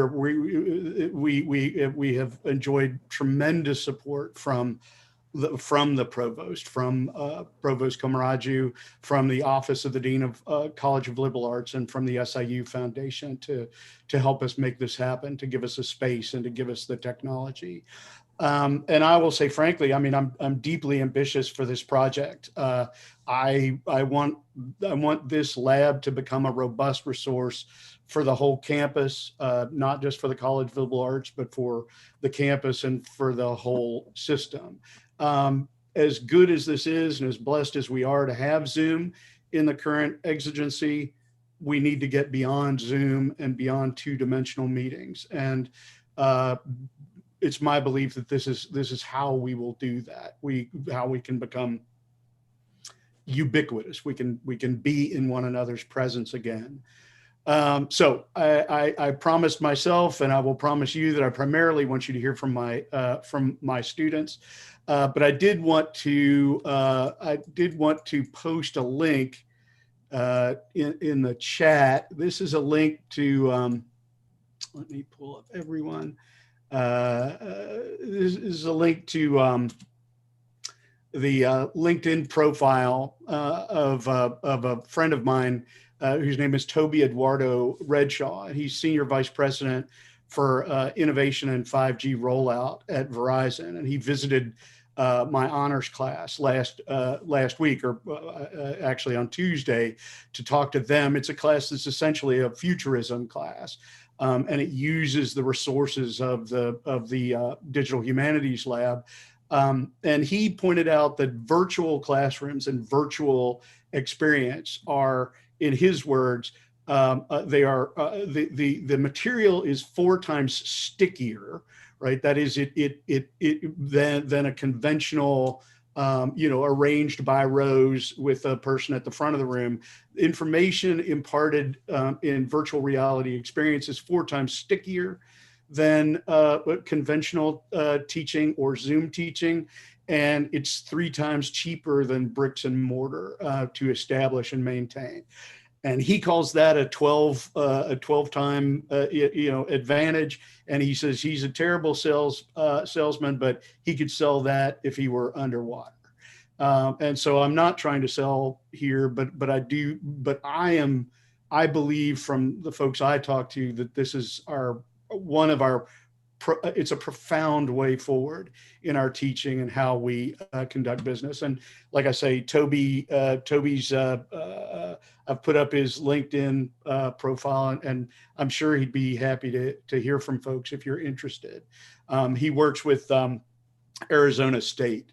I believe he got them all hooked up for 5G as a 5G laboratory. And boy, 5G would make my program a lot easier. We're really at the forefront of this in terms of liberal artists, right? We're a laboratory, but in many ways, I don't know more than my students do. I know just enough to be able to have a bear as my avatar, and I've loved the 2D teaching because it lets me. I can easily be me, or I can easily be a bear with headphones. And there's nothing to get the attention of undergraduates like being able to become a bear. So before we get to my students, I want to show you a brief hype video. I spent some time preparing for this meeting by just looking back over video and stills that I had captured over the last year of the development of this, and of course the great change that came in March, which put our VR preparations to the test in a way that we could not have anticipated, and I think proved their value. I want to show you a brief 1-minute video of that, but I also want to extend an invitation for anyone who is in the region. Please come. We're in the McClafferty Annex. Please come visit the lab. We have room for social distancing. We have UV disinfection units for our headsets. And I would love to, in this 2D environment, there's no way for us to convey the power of immersive narrative and immersive experience. And so I really hope if you're in the area, you'll come visit us. Give us 15 minutes and we'll blow your minds, I promise. So here's the, I'm going to share out the hype video, and then I will introduce you to three of my terrific but representative students. These are extraordinary people, but they are by no means unique among our undergraduates. The last year has humbled me, to be honest, with the resilience of our students and their ability to go from 0 to 60, to come into a class with no experience in digital storytelling or digital creation at all, and to come out at the end of one semester, with no coding experience, nothing, come out at the end of one semester as accomplished digital artists. And I'm going to introduce you to three of those folks, but I could introduce you to a dozen or 2 dozen if you want to meet them. So, but here's a silly little hype video, if I can manage to share things out here, and give you a sense of what our students are like in these classes and in the laboratory. Let's see. Audrey, will you tell me, is that shared out, since I can't really see? Yeah, I see it. Great, thank you. 1, 2, 3. VR! Okay. In Yeah, VR, everyone is skinny.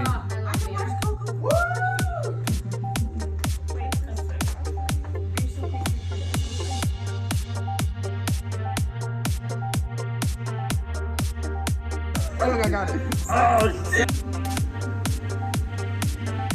He's so cute.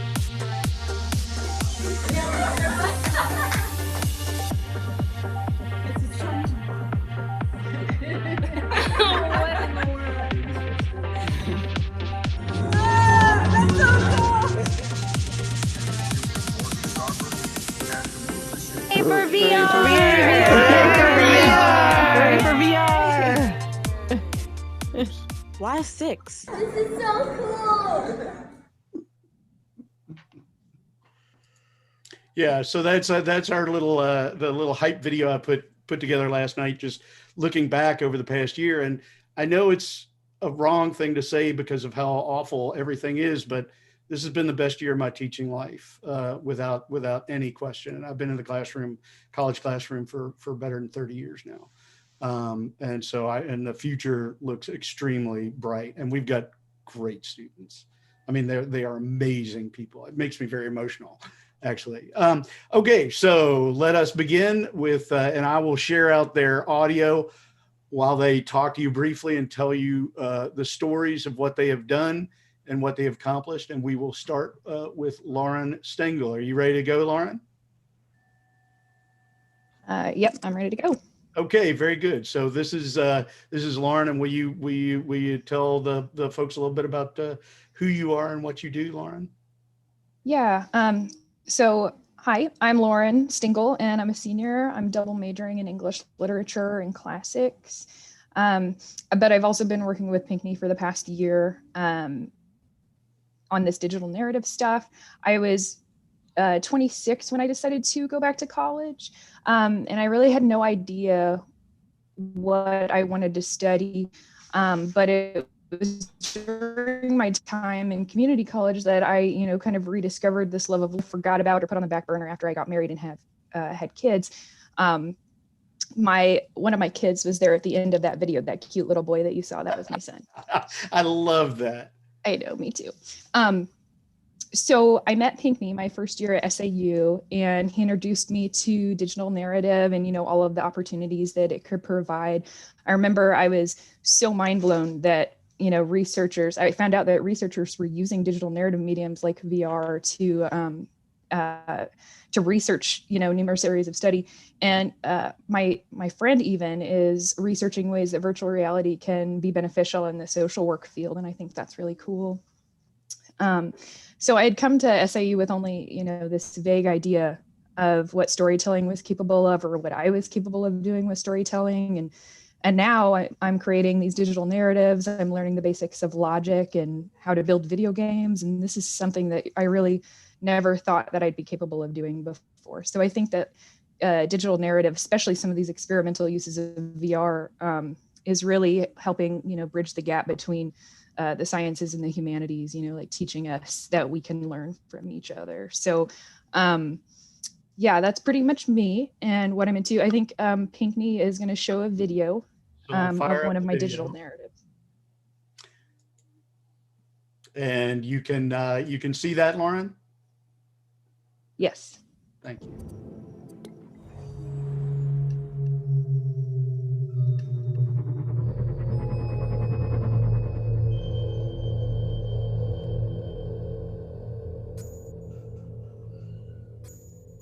Are you coming?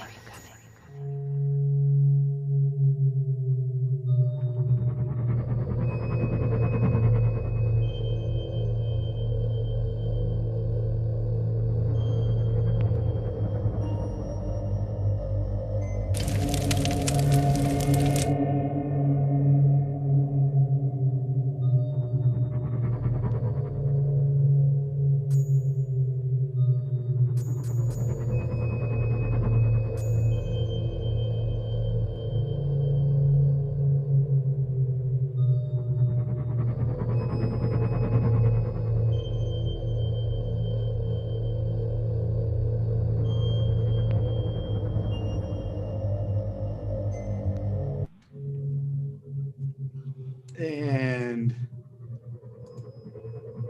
I'm going to stop that there because frankly, it just scares me too much to see what's around that corner. But if you would like to see the rest of that or any of the videos that the other two students are going to show you, or more work from our students, I'm more than just I'm at Pinkney, PINCKNEY at SIU.edu. Send me an email and I'll send you links to more of it than you can bear, because they're producing tons and tons of terrific and entertaining and frankly commercial work. So I know there you are. I see you now. And you want me to share your video out while you're talking? Do I recall that correctly? Yeah, I'll let you know. Just give me, you give me a shout. Just go yo, and I'll start. So hello there. My name is Anuj Pawar. I'm a junior here at SIUC studying zoology. I'm a member of the Marching Salukis. I'm with the UHP University Honors Program, and I'm also a research assistant at the Freshwater Ecology Lab within the zoology department. I became acquainted with Professor Benedict through his honors class titled From Earth to Stars, which takes the unique approach of virtual classrooms, virtual environments, and the use of virtual technology. I actually have a VR headset with me right now, just so I could show you all. And so in this class, other students and myself, we come from various backgrounds, ranging from the liberal arts, such as Lauren and Audrey, and then from the hard sciences, such as myself. Some of us have experience with playing around with virtual technology, but others are less experienced, and so some of us do have to go through that learning curve. In the class, we play around with some games and simulations, and these games allow us to gain like skill sets such as problem solving through 3D puzzles, or working together with other members of the class, and working under pressure, and all these wild, bizarre things. And these simulations, let's call them, these simulations provide scenarios which can be tested and manipulated like a game. And with any game, and especially within our academic system, the reward system is that, or the objective is to succeed, which is the reward system in itself. These simulations can provide creativity as well as storytelling and unique narratives. Because when you play 2 sessions of a game or simulation, no two are the same, or none of them are the same, essentially. It brings creativity and exploration to a whole new level. So with the support of if you can provide, Professor Benedict's VR Lab can contribute additional resources to the College of Liberal Arts, and hopefully to other colleges of the university in the future. Oh, shoot! I totally missed it. Yeah, I was waiting for my cue, man. I was on a roll. I apologize. This is another really scary video, but I see the utility of it. Right, so can you see that? Yeah, I can see that. Okay. And so this is a VR simulation called Cat Explorer, and in my field, we are basically required to do some sort of dissections of certain animals. And I have done a cat dissection before. So watching this is a little bit more of a kid-friendly version for people who are less adequate or have a light stomach, essentially. And so it's kind of like a little game, but you can learn from it too. You can see different parts of the animal internally and externally and see all the different functions as well. It's very cool, and this can provide a different system for students who are uncomfortable with dissecting a real specimen. Yes. All right. Well, I'm going to stop that one before the cat gets any more dissected. But yeah, for me as a cat lover, that's it's both distressing and hopeful for cats.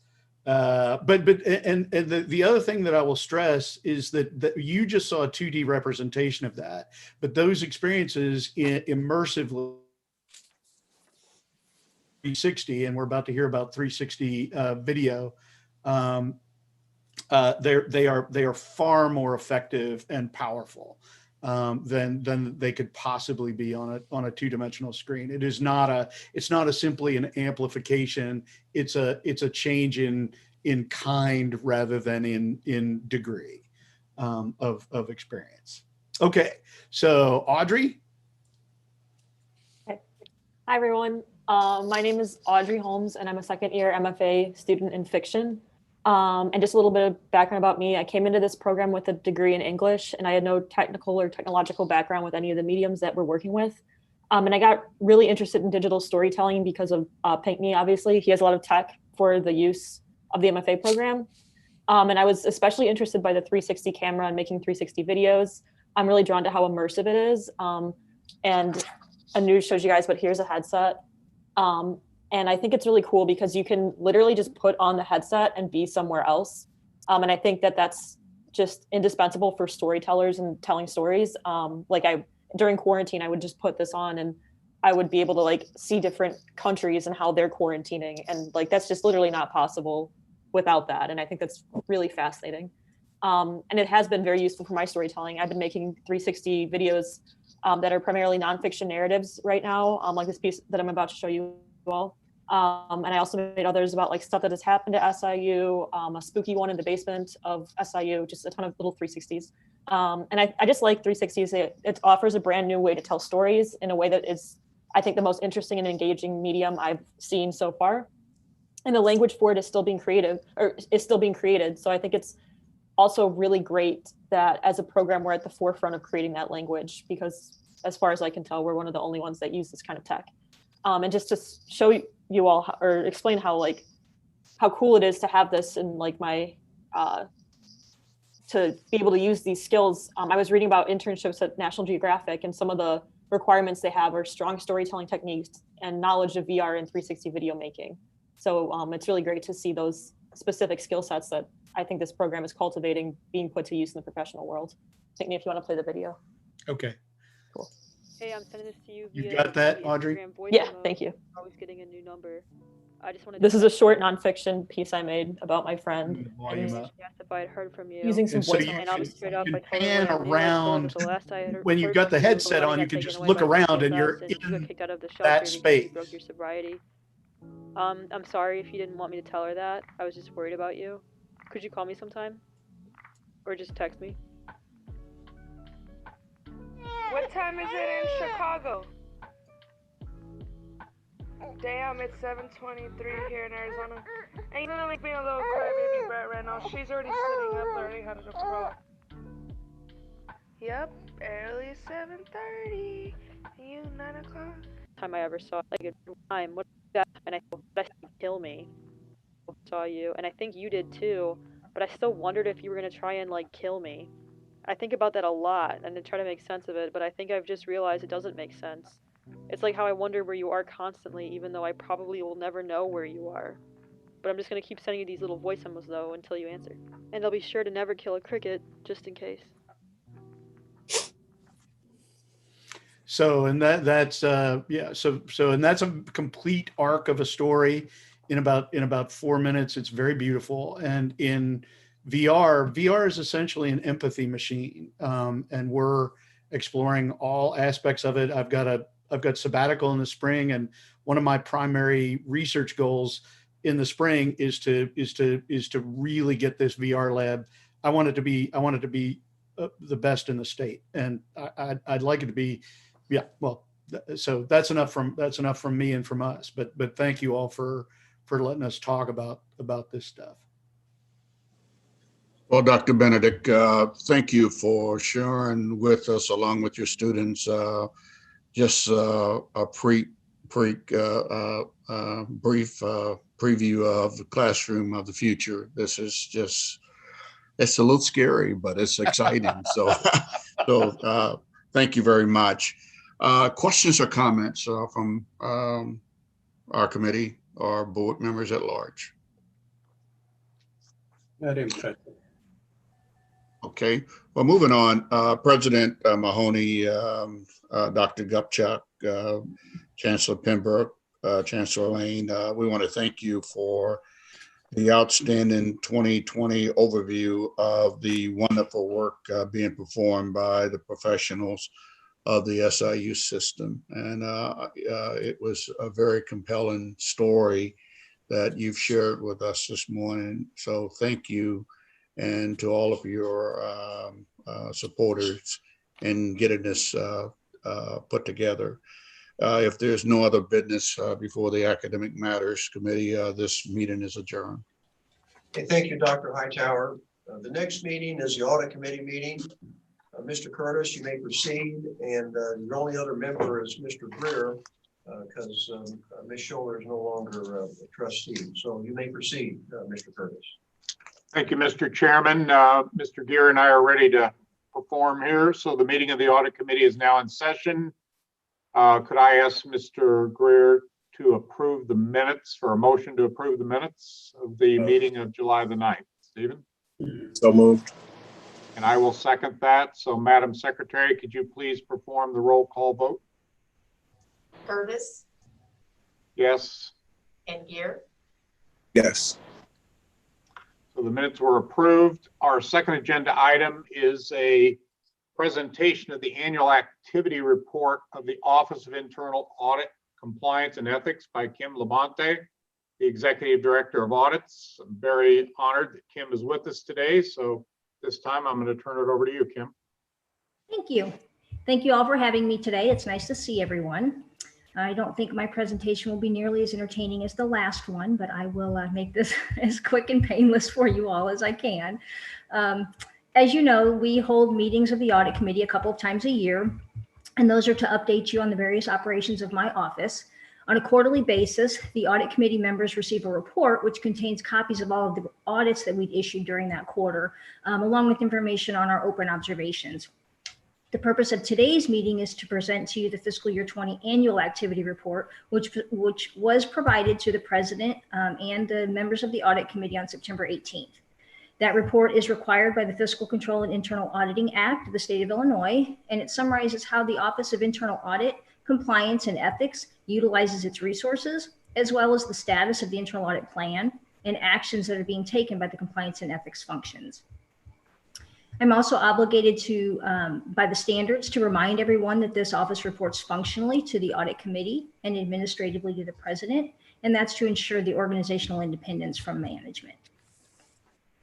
Our highly competent professional staff of 9 collectively hold 12 professional certifications, and each year we strive to contribute at least 70% of our time to direct audit activities. And during fiscal year 20, despite the pandemic, we were able to come within 1% of that goal. My office spends 90% of its resources on salaries and wages, 2% on software and professional memberships, 2% on other operating expenses, and 6% for the ethics training that we provide annually to all university employees. After adjusting the audit plan for our assessed risk and available staff resources, and as of the time that this report was prepared, There were a net of 12 planned engagements that we were planning to complete during fiscal year 20. And of those, one was placed on hold out of respect for the department's priorities during the pandemic. 7 have been completed and the 4 remained in progress. Additionally, we also dedicated over 1,100 audit hours to unplanned projects during fiscal year 20. During the fiscal year, we issued 13 internal audit reports and advisory memorandums to management, which contained 58 audit observations. Additionally, we worked with management to close 51 audit observations issued in previous years. This represents a 57% closure rate, which, while falling short of our 75% goal, did far out exceed our fiscal year 19 closure rate, which was just 38%. And we continue to build relationships with management on all of our campuses to improve this rate even further. At the conclusion of each internal audit that we performed, we survey campus departments to solicit their feedback regarding our performance. And the survey measures the department's perceived value of our audit services. And during fiscal year 20, on a scale of 1 to 4, we scored a 3.37 for service satisfaction. I will close with a summary of the activity of the compliance and ethics function. Michelle Taylor, she's the Executive Director of Compliance and Ethics, and she's my equal within our office. She's responsible for providing leadership to the campuses on all matters that relate to the State and Officers Employees Ethics Act, including ethics training, statements of economic interest, and referrals from the OEIG's office. Her office also administers a toll-free compliance and ethics hotline for the system as a means for employees to confidentially report concerns.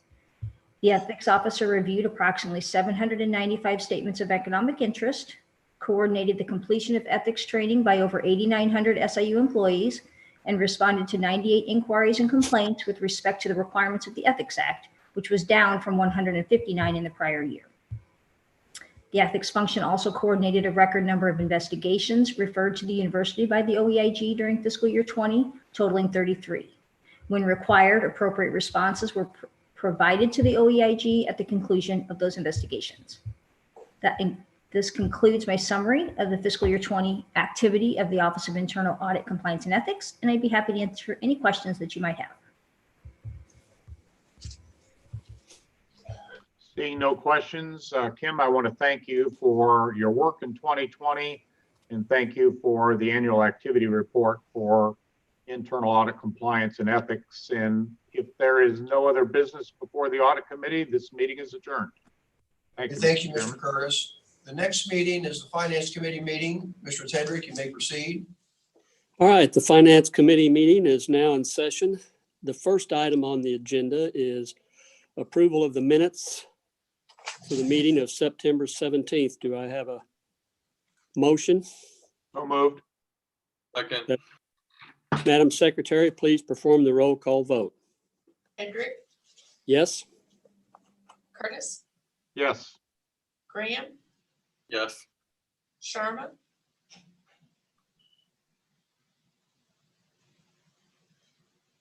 Sharma? He's muted. he might have stepped away. Yes. Oh, here you go. Okay. Okay, and the minutes are approved. Committee item 2 proposes approval for revised Executive Director for Diversity Initiatives title and position, which is board agenda item Q. President Mahoney, will you speak to this item? Yeah, I'd be happy to. Again, this is part of our diversity efforts that we started this summer. We've worked with the Diversity Advisory Council on a number of different things, and one of the suggestions that they've made and I'm supportive of, and I should point out, Dr. Wes McNeese, who's currently in the Executive Director position, is very supportive of this as well, is to change that Executive Director for Diversity Initiatives position into a Vice President for Anti-Racism, Diversity, Equity, Inclusion, and Chief Diversity Officer, and to be a full-time position. This position would be Allison Springfield, and really lead all of the things we want to do. We have some big goals relative to diversity, equity, and inclusion across the system, and having someone in this job full-time will allow us to really do the things we want to do. How long do you think it will take to fill that position? Probably sometime in the spring semester, we will complete the search, and then it'll depend on when that person can start, when they will come on board. Okay, so will be a national search? Yes, it will be a national search, and we will work with Wood Kiefer on that search as well. Okay, thank you. Is there any other discussion? Do I have a motion to accept? So moved. Do I have a second? Second. Madam Secretary, please perform the roll call vote. Hedrick, Yes? Curtis, Yes. Grant, Yes. Sharma, Yes. All right, and the item passes. Committee item 3 proposes approval to establish public officials bond at $5 million for the board treasurer for the system. Vice President Stuckey, will you speak to this item? Thank you very much. The SIU Management Act and board policy requires that a treasurer's bond be secured by the university. In the past, and as far back as I can reach in history in our files, SIU has been among a group of several public universities in Illinois that took the position that crime insurance, which covers every employee, met the requirement for providing a treasurer's bond. A few months ago, my office took a fresh look at the requirement for a bond. And with the help of opinions of legal staff, we concluded that we should secure a treasurer's bond. A bond coverage is much broader and covers omissions and problems that occur that where a crime may not have been committed. By board policy, the amount of the bond is to be set by the board. I had a number of discussions with Chair Tedrick, and we emerged with a recommendation of a bond of $5 million. Seek your permission to secure that bond. Any discussion? Is there a motion for the committee to approve this item? So moved. So second. Madam Secretary, please perform the roll call vote. Hedrick, Yes? Curtis, Yes. Graham, Yes. Sharma, Yes. And the motion carries.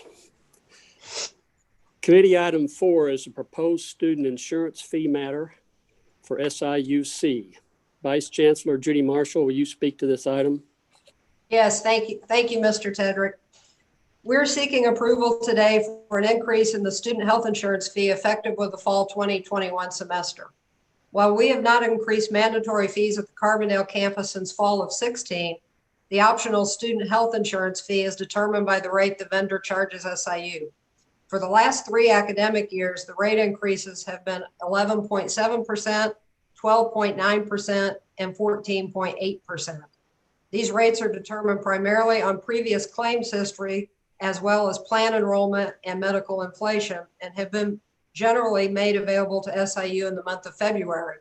The current vendor, United Healthcare, has offered a 7% increase at this time. They are seeking an earlier commitment in the fee cycle to help assist with planning due to the effects of the global pandemic.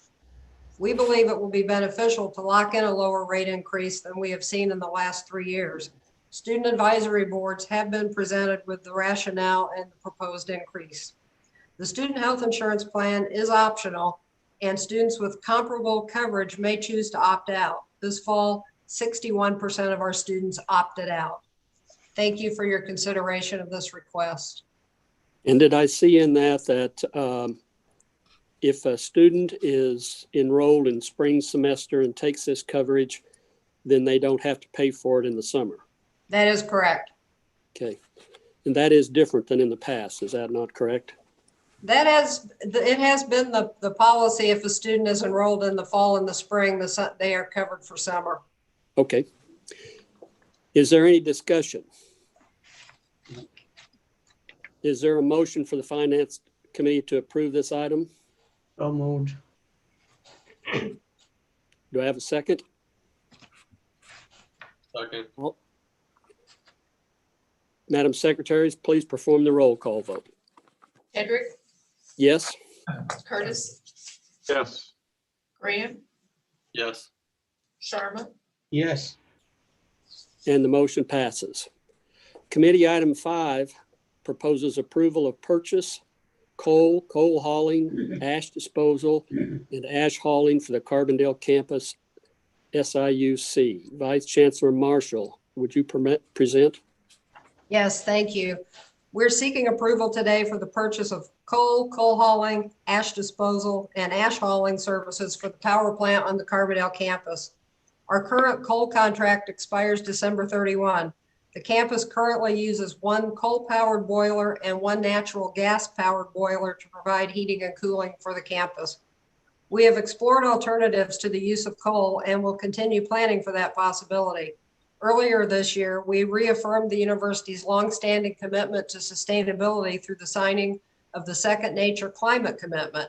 As part of the commitment, a joint university community task force will evaluate our ability to adapt in the face of climate change. This work should be completed within 2 years. Today, I'm seeking approval for the purchase of coal and associated services from Nighthawk Coal of Percy, Illinois, for a period of up to 5 years. We currently spend about $1.9 million per year for coal and coal hauling. The contract pricing is very favorable and is expected to save the campus up to $400,000 in the next year compared to the current pricing. Thank you for considering this request. Vice Chancellor Marshall, there's been quite a bit of discussion about this. Yes. And Trustee Sharma, would you like to speak to this? Yeah, my concerns are around 2008, SIU Carbondale started moving or had some feasible study to move into green energy or renewable energy. And first question is that has anything been done in the last 12 years? And I have not seen anything. There has been significant planning for acquiring another gas-powered boiler. So then we would operate with 2 gas boilers. Obviously, one of the considerations is the cost of such a boiler, which has been estimated between $6 and $10 million. We're currently seeking federal and or state grant possibilities to help fund that. There is a, nationwide and in our region, a movement currently away from coal. So we think there could be some funding assistance with such a thing. I will mention that we currently have a very favorable pricing for natural gas. We have very favorable pricing for electricity. So we also use our coal boiler to co-generate electricity. So there's a combination of factors that play into this financially. The gas boiler will not have the capacity to co-generate electricity. So, and with the current pricing of natural gas, it actually might cost us more today if we were 100% natural gas. So there's a lot of factors, and we do have plans, and I think we'll be able to move fairly quickly in the next year or two. But in the meantime, we need to have a coal contract or we won't have heat next month. I think that what our concern is that it's a 5-year contract, and that just kicks the can down the road for 5 years. Can it be negotiated for a 2-year contract? Yes, we have the option to leave the contract. We're not committed to buying for 5 years. Chancellor Lane, are you on this call? Yes, sir, I am. I would suggest the Finance Committee would like you to use your leadership to push this forward and try to bring this to fruition, because we need to be a leader in sustainability. And I think we all know coal is not the way to go. So would you look into that and get back to us with a report on how you would like to see that happen and when it could happen? I sure will. And as Judy mentioned, a lot of work happening. I just met with our Sense group, which was really a big part of the Second Nature Climate Commitment. And some of the recommended steps in there, we are working with them on. So we will definitely have a nice, clear pathway to get there. And we will bring that back to you, sir. Okay. President Mahoney, as you have asked me to be a delegate of sorts to the Long Range Planning Committee for the system, it will be a part of our long range planning in trying to be environmentally friendly and being a leader in that. So just for an FYI. Yeah, and that Okay. makes, I think we're all supportive of that as well. So again, Chancellor and I have talked about this and really trying to move forward and having a plan that the board can review in less than 2 years of how we'll make this transition. So again, while the contract Okay. is 5 years, we don't plan on it being 5 years. So Okay. will you please include the inclusion of solar panels instead of the gas? What are the consequences or the feasibility study of having the solar panels on the campus instead Certainly. of using the gas? Yes, we will consider that. Okay. Thank you, Judy. Any other Thank you. discussion? Then I guess we need to approve this. Do I have a motion for the Finance Committee to approve this item? So moved. Do we have a second? Well, I can second it, but I'm willing to approve for 2 years, not for more than 2 at this stage. Well, I think our president said that had just told us that's what he was going to do. So I feel comfortable with that, Subhash. Okay. I approve the motion that was on the table, just so it's known. Yes. Is there, Madam Secretary, please perform the roll call vote. Tedrick, Yes. Curtis, Yes. Graham, Yes. Sharma, Yes. And the motion carries. All right, committee item 6 proposes approval of purchase COVID-19 testing services at SIUE. Chancellor Pembroke, we haven't heard from you yet. Will you speak to this item? Thank you, Chair Tedrick. Item U relates to the purchasing of COVID testing services for the SIUE campus in support of faculty, staff, and students to sustain a safe campus environment. It is relating to the period primarily of spring 2021. I want to thank Mike Schultz, who is on this call, for serving as our point person, not only for this testing process, but also for our COVID operations in general. The test that we're talking about is a PCR saliva test. It has been rated at 99% sensitivity. The company we would like to work with is Genet Works, or GX, if you would. After a lot of review and interactions with various companies, we're recommending this company for several reasons. First, and I think primarily because they are all inclusive. We would be using their materials, their people, their protocols, their shipping, their analysis, their notification processes. Also, this company takes insurance. That's a huge factor. I want to underscore that the number that is in the proposal, 1.4 million, that is a ceiling spending authority. That is not the number that we expect. Because they take insurance and because part of this process is a voluntary participation, we think that number could come in 30 to 50% below the $1.4 million number. We also appreciate this company because there is no guaranteed minimum or timelines or cancellation dates relating to the testing. We checked references both locally, St. Louis University, and nationally. For example, Bucknell, the references came back incredibly positive. And I would say, and I think Mike would back this up, that all of our experiences with them so far regarding terms, contract, et cetera, they acted very quickly. They followed through and did what they said that they would do. I will tell you that, remind you that this testing process would be for individuals, faculty, staff, students with on-ground presence. This would not relate to people who are totally teaching online or are taking classes online. And so I could answer specific questions about how the testing would take place, when, where, et cetera. But basically, I'll stop and just recommend the proposal for approval. How long to get test results from this company? They guarantee 72 hours. Our interactions with the company, the references that we've talked to, such as SLU and Bucknell, indicate that 24 to 48 hours is the norm. Excellent. Okay. Is there any other discussion? Yeah, I have one quick question. Chancellor Finbrook, if you're taking classes or teaching remotely, but you're still in the area, would you still have access for one of the tests? Yes. Voluntary access is a part of this. So I'm glad you asked that question. We are thinking of it as a campus safety protocol, but if part of our population, faculty, staff, students would like to get a test, they would have access to this. All right, well, thank you.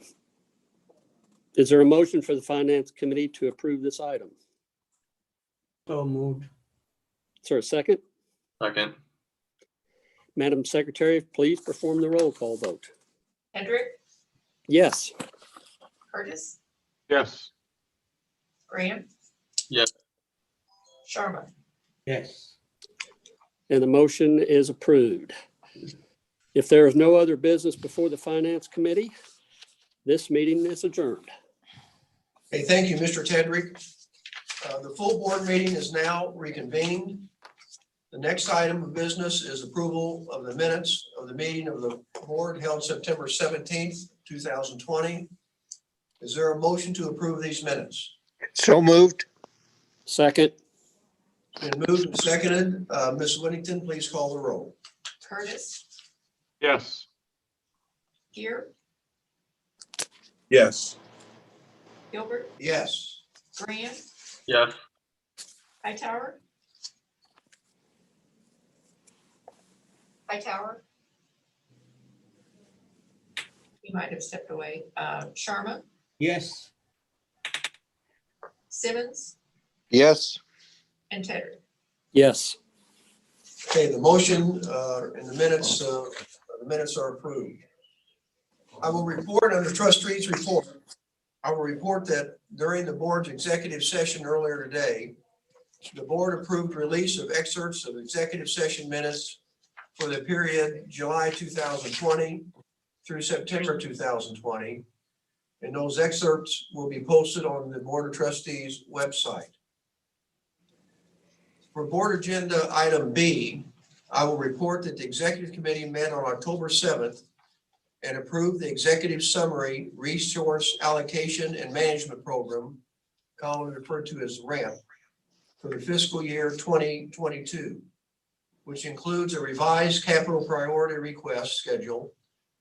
And pursuant to Article 3 bylaws of the board, minutes of that meeting will be incorporated in today's full board meeting minutes.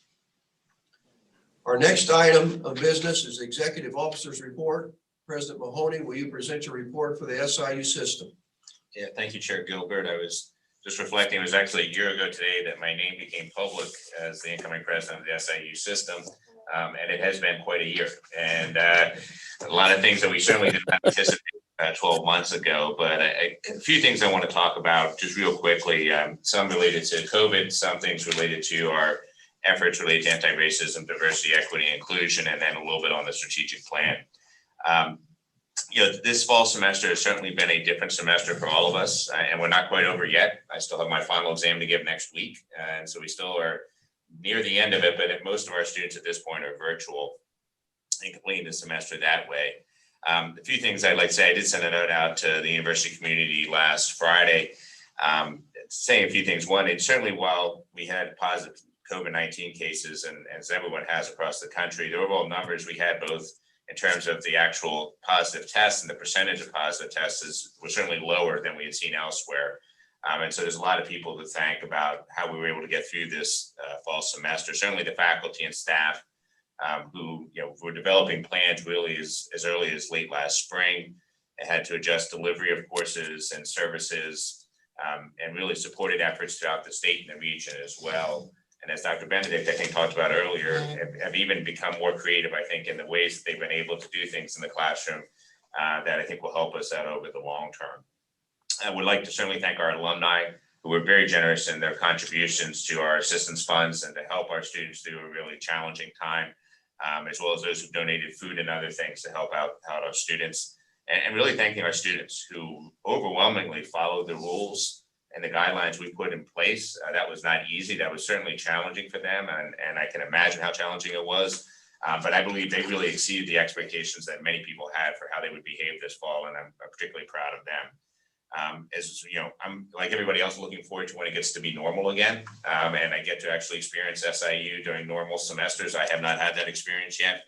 But as I said in the note to everyone last week or a couple weeks ago, the true character of organizations and their people are most clearly demonstrated not during normal times, but during challenging times. And I've seen the true character of the SIU system, and frankly, could not be more impressed by what I have seen over the last 12 months. And I'm very thankful to be here today. I also want to thank the Board of Trustees for their support and patience as we work through all of the many, many changes and adjustments that we've had to make over the last 9 months in particular. So thank you for your support.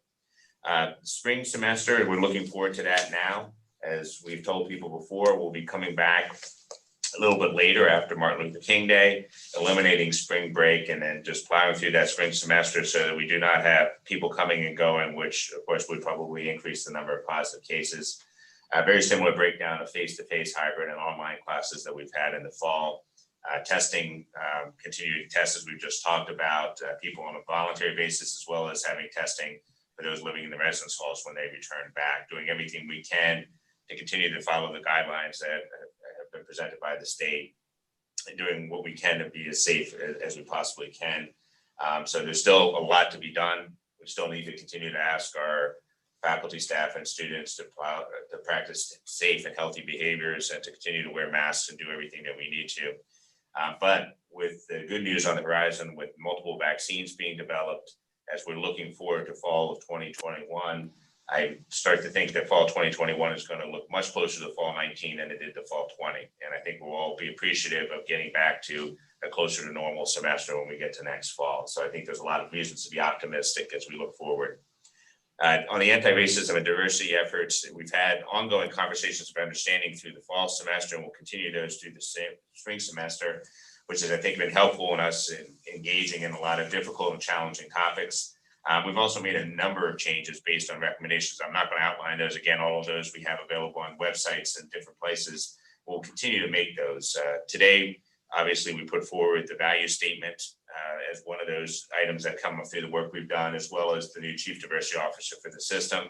I should also note that there's new searches for Chief Diversity Officers, both at Edwardsville and Carbondale. We're elevating those roles into larger roles for both campuses. I think this will provide us the leadership we need. As I've said several times, I want to be a national leader in this area and for the SIU system. I think that's what our goal should be, and having those leaders in place will help us to do that. But I do want to thank all of those who worked on these initiatives we've discussed today, as well as other initiatives over the last year. The amount of effort that people put into this, again, during a rather challenging time, has been incredibly impressive. The strategic plan, as Dr. Gupchuk talked about, I do want to thank all of those who participated in the surveys. As he said, we had almost 4,000 responses. I think we had about 1,000 responses in the first couple hours. So the interest was clearly there. I believe with strategic planning process, particularly for us at SIU, it was critical that we had a very inclusive strategic planning process where we listened to all those voices. That allowed us to hear those voices. We will continue to listen as we go out and do town halls in the spring semester. So it may slow the process down, but ultimately we'll come out with a better product and a better plan if we really do listen to the wider SIU community. You saw earlier the working vision and mission statements, and they're fast working on the key goals that will come from the next stage in the process. So thank you to the leaders of that strategic planning process, as well as all of the committee members and all of those really who completed the surveys and provided input. As Dr. Hightower talked about earlier, as we're going through the strategic planning process, we're not standing still. We're moving forward on a whole bunch of different things. The diversity initiatives I talked about, continue to work with Jerry Cruz's leadership on developing an Institute for Rural Health and really being a leader in rural health. We've had some really, I think, hopeful and great conversations across the system about how we can help our local communities better and really enhance that in a number of different ways and supporting them as we try to raise up the Southern Illinois community. So there's a lot of good things that are happening, all of which I do believe will be part, or I know will be part of that strategic plan that we develop. But we're not waiting for the plan to be developed to start moving forward on those things. So I'm very happy with the work of the Strategic Planning Committee and what they've done so far, and look forward to finalizing that plan and continue to move forward on some of these really key initiatives for us. So Chair Gilbert, that's my report. Thank you, President Mahoney. Chancellor Pembroke, will you provide the report for the Evansville campus?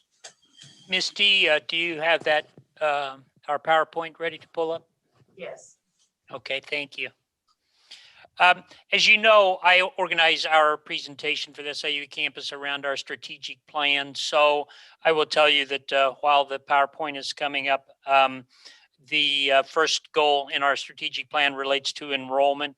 Our numbers, particularly for new freshman applications and admits for 2021, the numbers look good. We're up 26% on applications, up 83% for admits for new freshmen.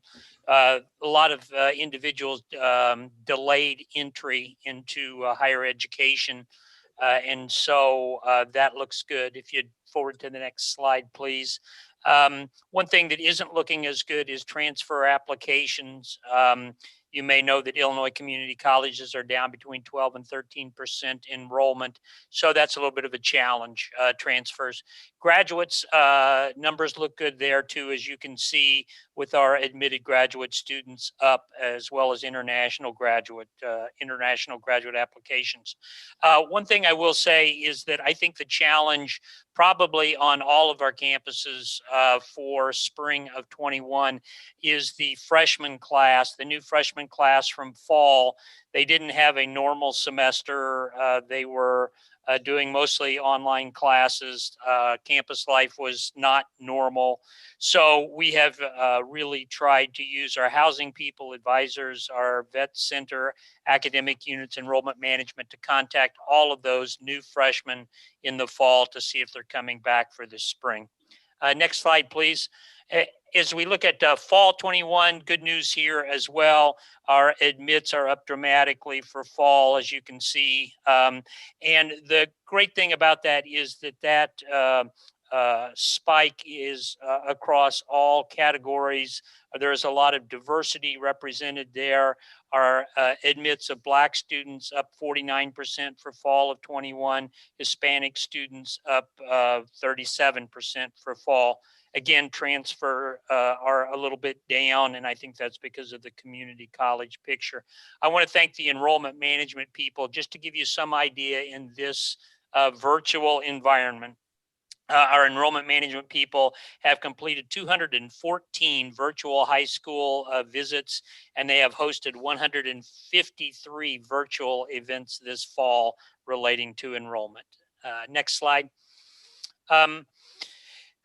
One of the things that we're very pleased about was the SIU commitment, or in our case, the SIUE Cougar commitment relating to the waiving of tuition and fees for students entering in fall of 2021 who come from households with less than 63,000 income. So we went back. We do not have the FAFSA data to know exactly what's going to happen with that for fall of 21, but we went back and applied the program and imagined if we had had that in place for fall of 20, there would have been 339 students that would have qualified for that program. Of that 339, 242 actually already would have had fees and tuition covered. But with the new SIU commitment, that would have covered an additional almost 100 students, and our commitment would have been 1.4 million over 4 years for those students. So we think there's going to be tremendous applications for that program in fall of 21. Next slide, please. We continue to try to do things to increase enrollment. Two things here that you can see: implementation of new degrees, in this case, an online master's of public administration. We also are trying to reach out internationally and build new partnerships. So you can see that the engineering school is working with Changshu Institute of Technology. Students will do part of their course of study at the home institution, Changshu, and part of it at SIUE starting in 2022. Next slide, please. The second goal in our strategic plan has to do with academic experiences that the students have. There are three things here I want to underscore. The first is many of you, I think, probably know Congressman Shimkus, 24 years representing this area, the 15th District of Illinois. He is retiring. And so we're very pleased that he's going to be teaching for us as an adjunct teaching faculty member. And you can see a couple of courses that make perfect sense for him to teach, a course on national government and also a course on how the U.S. Congress works. Second bullet here, senior psychology major Tessa Walker was recently recognized as a laureate by the Lincoln Academy. They received nominations from all institutions and except one senior from each Illinois college or university. Criteria relate to academic excellence, leadership, and Tessa has changed the world through her work in civic engagement. So we're very proud of her. You can also see Kristen Ingold from pharmacy, who was accepted into the Phi Lambda Sigma Leadership Academy, which also stresses leadership, and only about 25% of the people that apply are accepted into that. Next slide. President Mahoney mentioned they work on our campuses. At SIU, we formed an anti-racism task force in June. We worked all summer, 2 days a week. We formed 4 subcommittees to make recommendations about creating an environment at SIU which recognizes diversity and inclusion and tries to improve our campus in that way. The 4 subcommittees worked on communication, particularly communication with the East St. Louis campus. We talked about financial support for students and students of color. I mentioned the Cougar commitment. I'll talk about an endowed scholarship near the end of my proposal today. The curriculum group talked a lot about training, and particularly training for students in the student orientation sessions. And the 4th committee, talking about faculty and staff hiring and retention. We talked about training and training for those who evaluate our faculty and staff. We also talked a lot about invisible labor. Our faculty and staff of color spend a lot of time mentoring students, and so we want to find a way to recognize that. A couple of things that I thought I would mention as it relates to things that have already been accomplished. We are building on our diversity and inclusion library materials. Simone Williams is helping with that. We also are moving forward with our Vice Chancellor for Equity, Diversity, and Inclusion search. Dr. Cornell Thomas from the dental school is chairing that. And we are on task to do what are called airport interviews in the next 10 days with the hopes of having finalists in January. And if everything goes according to plan, we'll be bringing a recommendation to you at the February BOT meeting for that Vice Chancellor position, April at the latest. Next slide, please. We also have some wonderful things happening with students. Puriya Kargar received a $5,000 fellowship in engineering. He is a doctoral candidate. He's studying retaining walls and what's happening with earthquakes and seismic load shifts. We have 2 Fulbright language teaching assistants from Kuwait and Nigeria. And I also wanted to underscore that we have a public relations bachelor's degree online that is beginning. You've heard me mention before, there are 400,000 individuals in the St. Louis area who have some college, no degree. So we think this degree path will help them. Next slide. The third goal has to do with students' co-curricular experience. I'm very pleased that the Alestal had 4 national awards. I'm going to be interviewing the students that received those awards on the Segway radio program that airs on Sundays at 9 o'clock, 88.7 on your dial. School of Pharmacy, Professor Kelly Gable has been recognized as the Director of Wellbeing and Resilience so that we improve both our physical and mental health on the SIUE campus. We're excited about that. We also reflect the physical health of our campus through the SIUE COVID dashboard, which you see an example there. If you're ever interested in how things are going relating to COVID, if you just Google SIUE COVID dashboard, you'll have access to this. Also, because of the virtual situation, we did some things in different ways this year. Our 2020 Family Weekend was a virtual event, and so we did trivia contest and had a mentalist as an entertainer this year. And we created a Cougar Family Cookbook virtually. So again, if you just go on and you Google SIUE Cougar Family Cookbook, you'll be able to see that. Goal 4 has to do with recruiting, retaining faculty and staff at SIUE and creating an environment where they can be successful. So I want to recognize several things that are going on in this category. From our School of Dental Medicine, our Dean, Bruce Rotter, was recently elected as Vice Chair of the Commission on Dental Accreditation. That's a very prestigious national position, so we're proud of him.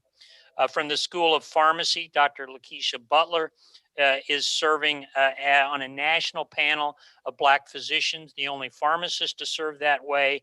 They're getting ready to release a report about the vaccine and the vaccine process in hopes of building confidence in the vaccine and everything that went into releasing that.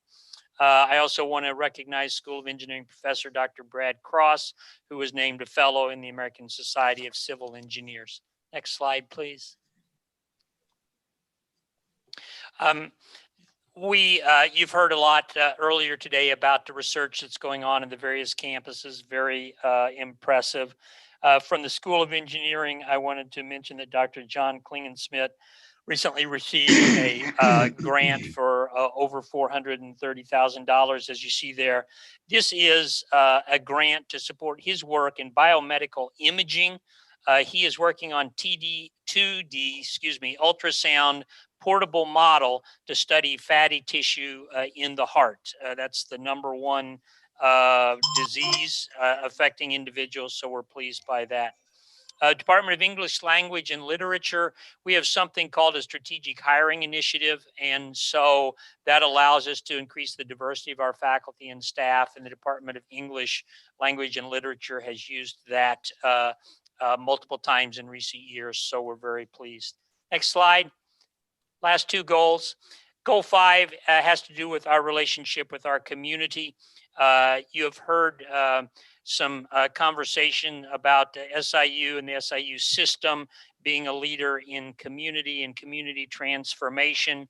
So I wanted to thank the first bullet point there, a couple of individuals, Courtney Breckenridge and Diane Cox. They have been working on grant work in the Venison, Madison, Brooklyn area. And I know Trustee Hightower is very interested in that project. Dr. Andy Theising is also helping Cahokia, Centerville, and Allerton recently voted to merge into Cahokia Heights. And so we're trying to help them with the models of city government and how they might do that post-merger. We got some great news recently. Not only is the SIUE campus #9 in safety in the nation, but the city of Edwardsville is in the top 15 safest communities in the country. So I wanted to congratulate the police forces of SIUE and Edwardsville on that. Our School of Dental Medicine has 2 events each year. As you can see, Give Kids a Smile is one where we gave away over $50,000 of free care to children. As it relates to veterans, we did the same kind of thing for veterans and $50,000 of support. So we're very proud of the work that the dental school does. Next slide. We've been hosting virtually, of course, in this world, some conferences this year. So I wanted to call attention to the School of Engineering and their work in Environmental Engineering Conference. Similarly, we had a conference on nonlinear science and complexity.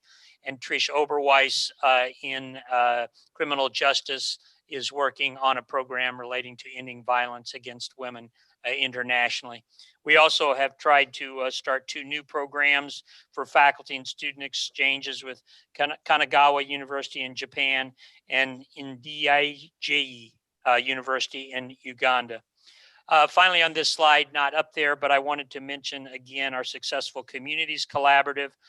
We have a new partnership with Highland to work 2 different things, a watershed project at Silver Lake, and then also a project at a senior citizens facility where we're going to be working with them, the people there, as mentors to people in the community and to our students. So we're really excited about that.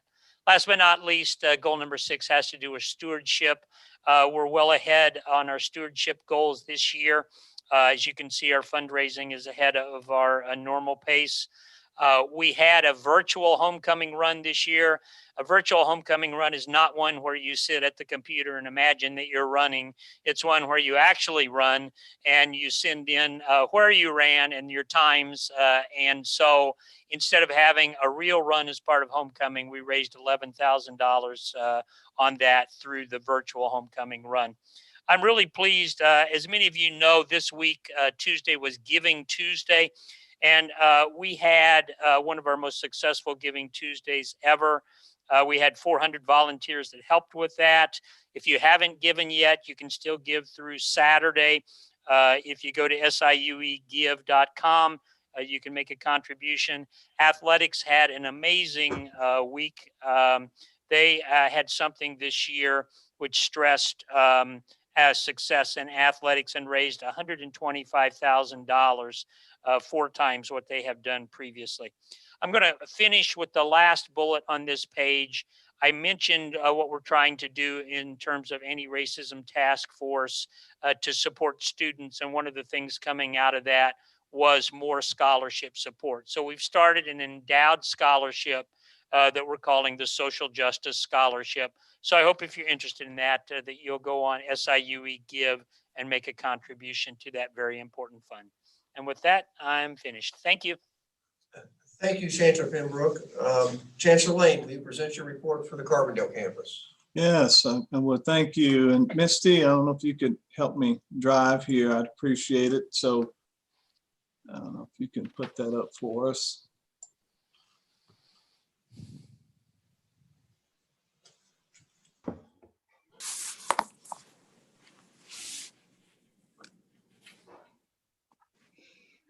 And while they're putting that up, just thank you to Mr. Chairman. Thank you to President Mahoney, and thank you to the trustees for giving me this opportunity. I know we don't get to thank each of you enough, so I want to start off by thanking you for helping us navigate this semester. As you've heard earlier from the president and then from Chancellor Pembroke, we've all been working together here, and we are definitely better together as we go forward. So thank you for this opportunity. I also want to thank our own faculty, our staff, and our students here, as well as our cabinet and our leadership council. We have several of our constituency leads that serve on our leadership council, and they give great advice as we go along. We really appreciate them. I want to start off with bringing your attention to our new Saluki Alumni Plaza.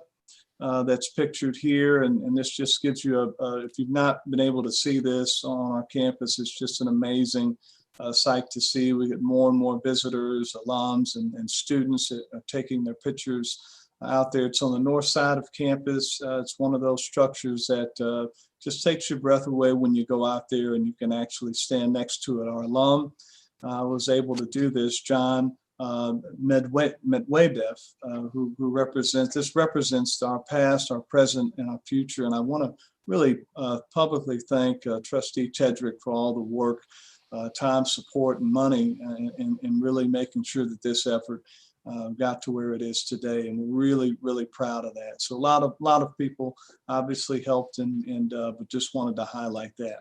Next slide. Our semester, as you've heard again, we did not end the semester November 20th. Our students who were here physically just actually went home, but they're still busy in taking classes and making sure that they finish strong. And so that part will continue for them. They are doing that remotely. And so we wish all of our students well, and we know they're going to do a great job. December 12th is our virtual commencement ceremony, and so we're getting very excited about that. You'll have information and details about that, and so hopefully you can participate in that. Our classes are going to kick off January 19th in the spring semester, so there'll be no spring break. We're going to work right through the semester. We do have a lot of things planned. Obviously, we're going to comply with social distancing and safety, but a lot of our athletic teams will compete actually in the spring semester. And so we've been really talking to students, particularly freshman students that were here for the first time and had a much different college experience than any of us. We're trying to make sure they know that that was a very rare experience, and that hopefully in the spring we can do some things that really help connect us even more. And so we're excited about a lot of those activities that will happen, not only athletics, but there are a lot of other social student life activities that will occur as well. And so we're excited about that. Next slide. If you just want to get a good update about where we are with our testing, we tested over 3,522, whether that be faculty, staff, and/or students. And I really have to thank Rex Booty over at SIH and thank Bart over Jackson County Health. With a grant, we were able to provide testing or free testing to the folks here in our university community, and that went a long way. We're going to do the same in the spring, and so we're excited about that, to be able to provide testing. It will be mandatory for our residential students that will be living here on campus. For our faculty, again, I want to thank Dr. Odom, our faculty senate president, and all of our faculty, our provost, Dr. Kamaraju, and all of our deans. We're able to really get our course formats in a way that we think is going to be, or was already, helpful this fall for our students and our faculty. And so we again will have a modality that looks more like about 40 to 45% of our courses being fully online. About another 28 to 30 some odd percent would be face-to-face, and the rest of that will be hybrid. We're excited about that. We went with the pass, the no pass option. And so I know our students are going to be, making those decisions with the help of advisors, just to make sure that they are taking the right course of action for them in the course of this semester. Excited about health and safety. I can't say enough about our cleaning, the folks who are custodians, our grounds crew, everyone who keeps us safe. And if you look at our positive numbers up there, again, I think a lot of this is attributed to the cleaning and things that happen, our students wearing their masks, our faculty and staff wearing their masks. So everybody has really joined in to make sure that we keep our community safe, and we plan on doing that again here in the spring semester. So kudos to all of those folks. Our Student Health Center, I didn't mention them, but they have done a magnificent job. Our doctors, our nurses over in the Student Health Center have just gone the extra mile in making sure that they're keeping us safe. Next slide. Talk a little bit about enrollment. This is something, if you notice the pictures that are up there, it's really, those are segmented pictures. But when I tell you that we have been talking to as many people that will talk to us about the great things that are happening here at SIUC, the great things that are happening just within the system overall, this has been a great tour for us. And so a lot of these shots are with our superintendents, they're with our principals, they're with our counselors, not only in the Southern Illinois region, but across the state. And so you may recognize some of the folks in these shots, but we have been talking to them pretty extensively about what we have to offer. And I tell you what, most of the folks who are on these Zoom calls are alums of SIUC, alums of SIUE. And so it's really refreshing to be able to talk to leaders in our community that are alums of our institutions. And so we've been really, really excited about that.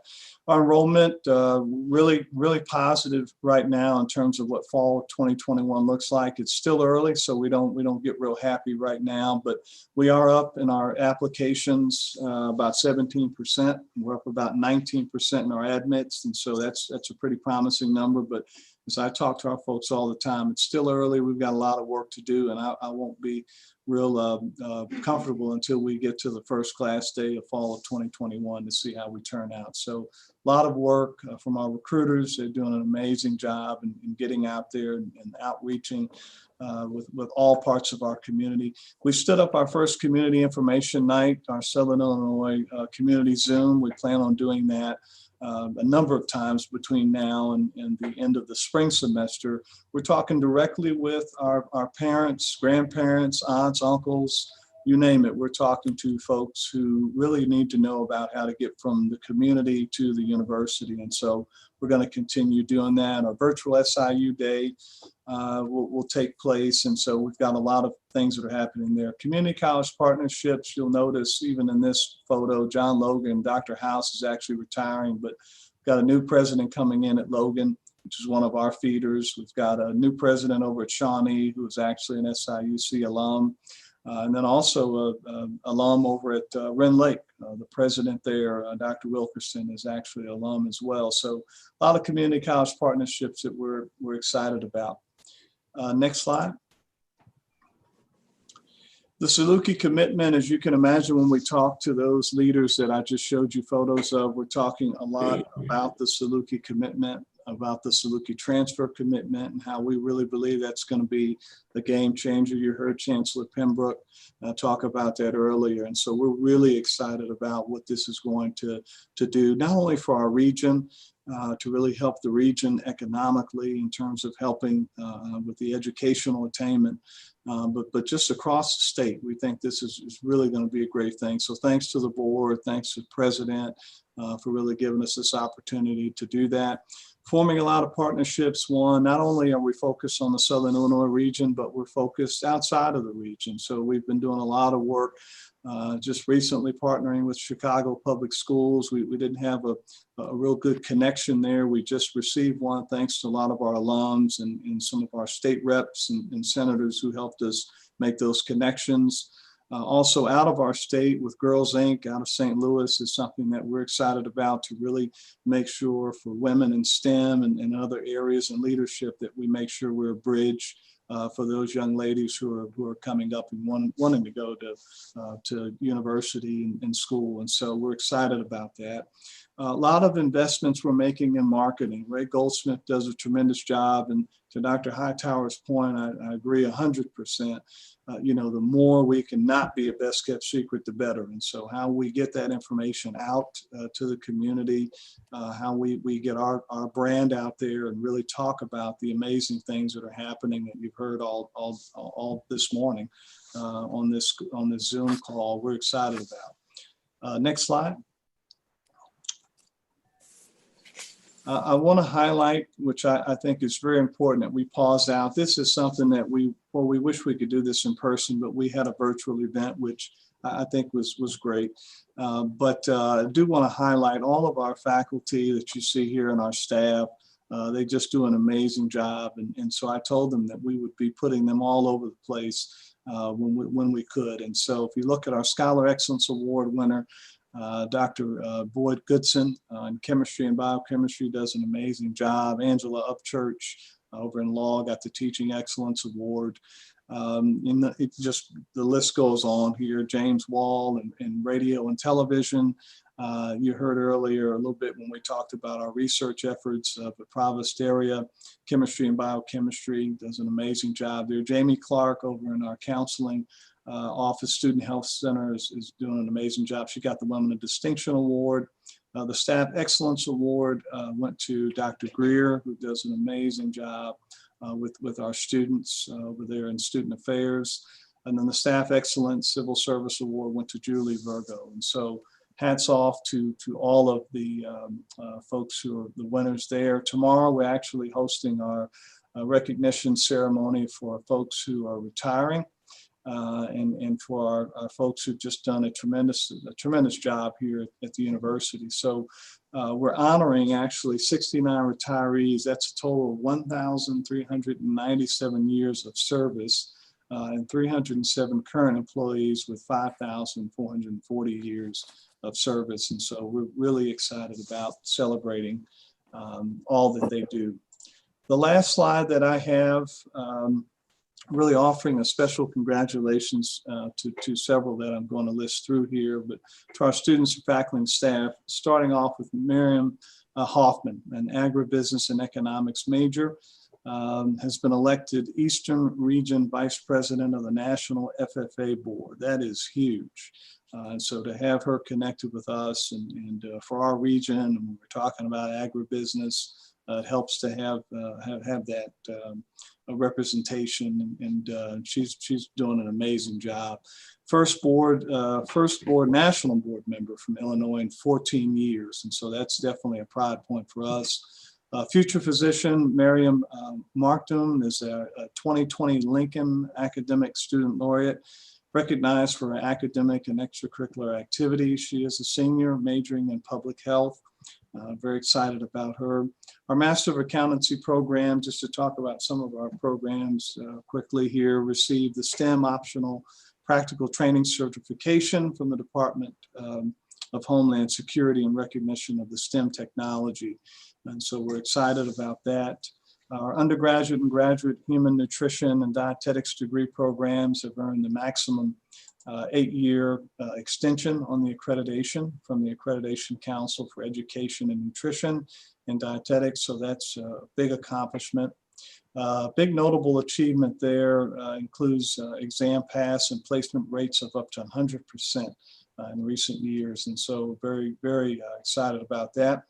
Grateful again to our faculty senate. Again, they go above and beyond. We work very closely with them to make sure that we really connect and stay connected, especially during these times in the pandemic. It really helps to have us all working together, and we've been able to do that pretty successfully this fall semester. I mentioned earlier about our student health staff, which recently earned a national recognition as an LGBTQ healthcare equality leader, scoring a perfect 100 on the Human Rights Campaign Foundation's Healthcare Equality Index. And so we're very excited about that. And last but not least, I have to throw this in. Earlier this year, we defeated our rival here at home. Our Saluki football team knocked off Southeast Missouri. And then last night, I don't know if you followed this, but we had a very thrilling, I was there last night watching the Dogs beat SEMO again. We beat them again in basketball in an overtime thriller. And so I was really excited for the teams there. And so on that note, that concludes the presentation. Thank you very much. Thank you, Chancellor Lane. Dean Cruz, will you present your report for the School of Medicine? Indeed. Thank you so much. Misty, I'm going to try to share my screen here. There we go. Okay. Can you see it or not? We can. We can. Oh, you can? Well, that's a good thing. I only have one topic this time, and that's our AWIMS program, which is our Alliance for Women in Medicine and Science. It just had its 3-year anniversary, and I just received its annual report. Here's one of their statements. Our mission is to effect positive change in the realms of professional development and promotion of women in medicine and science through a supportive forum. I will say this, their positive change is palpably manifest as a culture change, and a real measure of equity is a changed culture, and they are doing that. So here's a little bit about them. The director is Dr. Vidya Prakash, who's a professor of internal medicine and infectious disease. The home of the office is in the Office of Equity, Diversity, and Inclusion. That's headed by our Associate Dean, Dr. Wendy Alameen. Dr. Prakash is on the top left, and Wendy is right. Dr. Alameen is right below her. They have a good organizational structure with an advisory board and an executive committee, and that board and that committee are really working groups. Those 5 areas that you see below the board and the committee are committees that each member of each of those groups work on. So education, research, community engagement, mindfulness and wellness, mentorship, and career development. Oh, I will mention under collaboration up there, there's strong collaboration with the Department of Medical Humanities, with the Center for Human and Organizational Potential, and the Department of Internal Medicine, a committee on diversity, inclusion, and community engagement. And at any one particular time, 363 people are regularly engaged in our AWIMS program. So it's really great. So in addition to all of those 5 committees under the boards, they also established working groups, which have had great effect on the organization. Those are leadership development, a working group for flexible hours, another for sick child and elder care, and the one that's had probably the greatest impact on promotion and tenure has really moved the needle for women and getting them in an equitable position as far as promotion and tenure awards go. Now, speaking of awards, this last year, this group has won 2 major awards. Insight into Diversity magazine, for the first time ever, gave their inaugural Inspiring Affinity Group Awards, and SIU AWIMS received one of a handful of awards that were given to academic groups. They also were awarded the American Medical Association Joan F. Giambalvo Fund for the Advancement of Women. There were only 2 awards given for that national award this year for research. One went to Yale and the other went to SIU. The project is entitled Research Initiative to Sponsor and Empower Women in Medicine and Science. The 4 researchers are Dr. Prakash, Dr. Elamine, directly under Dr. Elamine, Dr. Sue Hingle, who heads our Center for Human and Organizational Potential, and Dr. Hyung Han, who's an associate professor of medical education. The last thing on this slide is a foundational event for the School of Medicine, their annual conference, Women in Medicine and Science Professional Development Conference. It's an astounding conference. They bring national and international leaders in every year. They reach out to the community. The #1 presentation this year actually turned out to be from Jennifer Gill, who is the superintendent of schools for Springfield District 186, and she gave a captivating presentation that many will remember, and I will use to develop organizational charts from here on out. So just the last slide is this. This is the SIU School of Medicine statement that will be with our Aspects magazine, which is on equity, diversity, and inclusion, the next one that comes out. More work is needed to ensure that appropriate levels of diversity span all groups in our institution. The achievement of equity, justice, and fairness in all we do requires personal and institutional self-examination and dedication to culture change. We must move with rapidity and intentionality, with thorough and deliberate processes to improve all of our environments with equitable experiences for all. This group is really an example of how to do that, and we're very proud of them. So that's my presentation. Thank you very much. And I'll try. Thank you, Dean Cruz. At regular board meetings, 30 minutes will be reserved to receive comments or questions from members of the public or employees of the university. Speakers' comments or questions should not exceed 5 minutes. Persons wishing to speak shall contact the executive secretary of the board. The executive secretary of the board shall maintain a roster of those seeking to speak and shall call the speakers in order. Madam Secretary, do we have any speakers today? We have 1 speaker, Sherry Rode. Good afternoon. Yes, Judge, good afternoon, and good afternoon to the board. Can you hear me okay? Yes. Okay, thank you. And I want to speak just briefly in terms of the appeal filed by Dr. K to the Board of Trustees. And I think there is a significant procedural violation that I asked the board to address. And in particular, I direct the board to its policy on disciplinary action and termination for cause. That particular policy was not included in the package, and I understand that the dean of the medical school said it was not the applicable policy, but specifically I direct the board, with all due respect, to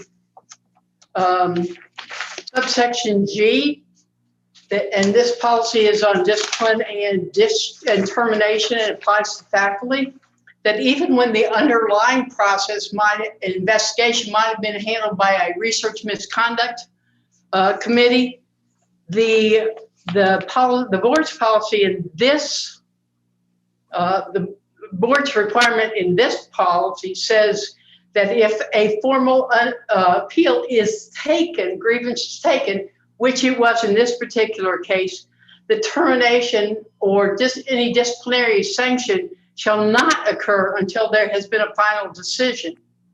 And it is a violation. We believe it's a violation of the policy, and this one applies. And we think it's important for the board to look at how these two policies interact. In particular, while the investigation may have been fine, the implementation of termination was not done in accordance with the board's policy. And it's for that reason, it's more specifically laid out in the appeal that we asked the board to reverse this decision. Okay, thank you. The next item on the agenda is the application for appeal that Ms. Rold was referring to. During today's executive session, pursuant to the Open Meetings Act, the board held a discussion related to the appeal. This is the first meeting held 10 days following the recommendation by President Mahoney that the application for appeal be denied. If no motion to grant the application for appeal is approved, the Board of Trustees bylaws provide that the application for appeal will be deemed to have been denied and the action which was the subject of the grievance will stand. Do I hear a motion to grant or deny the appeal? Mr. Chair, this is John Simmons. I'd like to make a motion to deny the appeal. Okay, there's been a motion made to deny the appeal. Is there a second? Second the motion. Okay, motion's been made and seconded. Roll call vote. Curtis, Yes. Gear, Yes. Gilbert, Yes. Graham, Yes. Hightower, Yes. Sharma, Yes. Simmons, Yes. Tedrick. Yes. Okay, the application for appeal is denied and the action which was the subject of the grievance shall stand. Our next item is the call for the omnibus motion. The trustees have had approximately 10 days to study the items on the agenda. A certain number of items are routine or self-explanatory. So as to save time, we act upon them on one motion and vote. Madam Secretary, will you please read the item suggested for the omnibus motion? Okay, we are going to take items F and G separately. S and G. F as in Frank and G. And I suggest we vote together on items H through items U. Okay.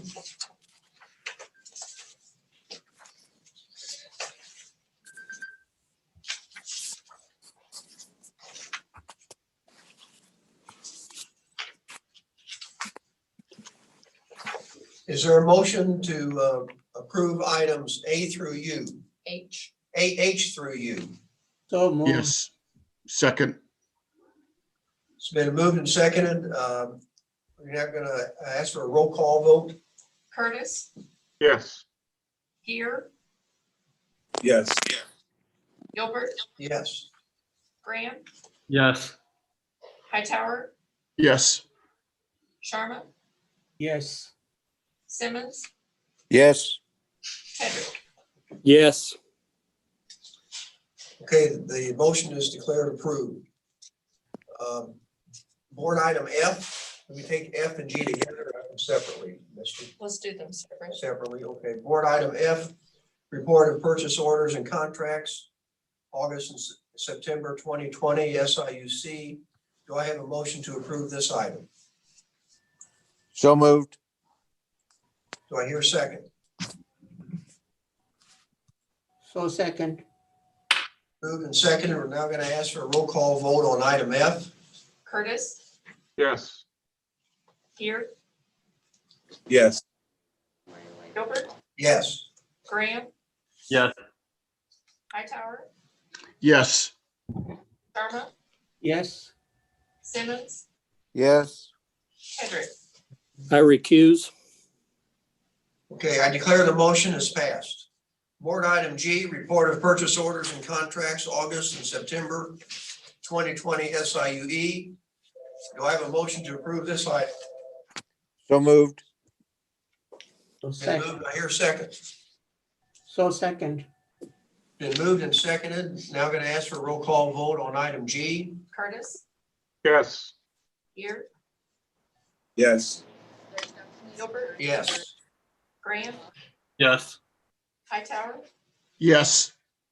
Sharma, Yes. Simmons, Yes. Hedrick, I recuse. I declare the motion to have passed. Board item W is the recognition of Amy Scholler, of the Amy Scholler resolution. Madam Secretary, will you please read this resolution? V, I think. it is V. Did we miss any? No.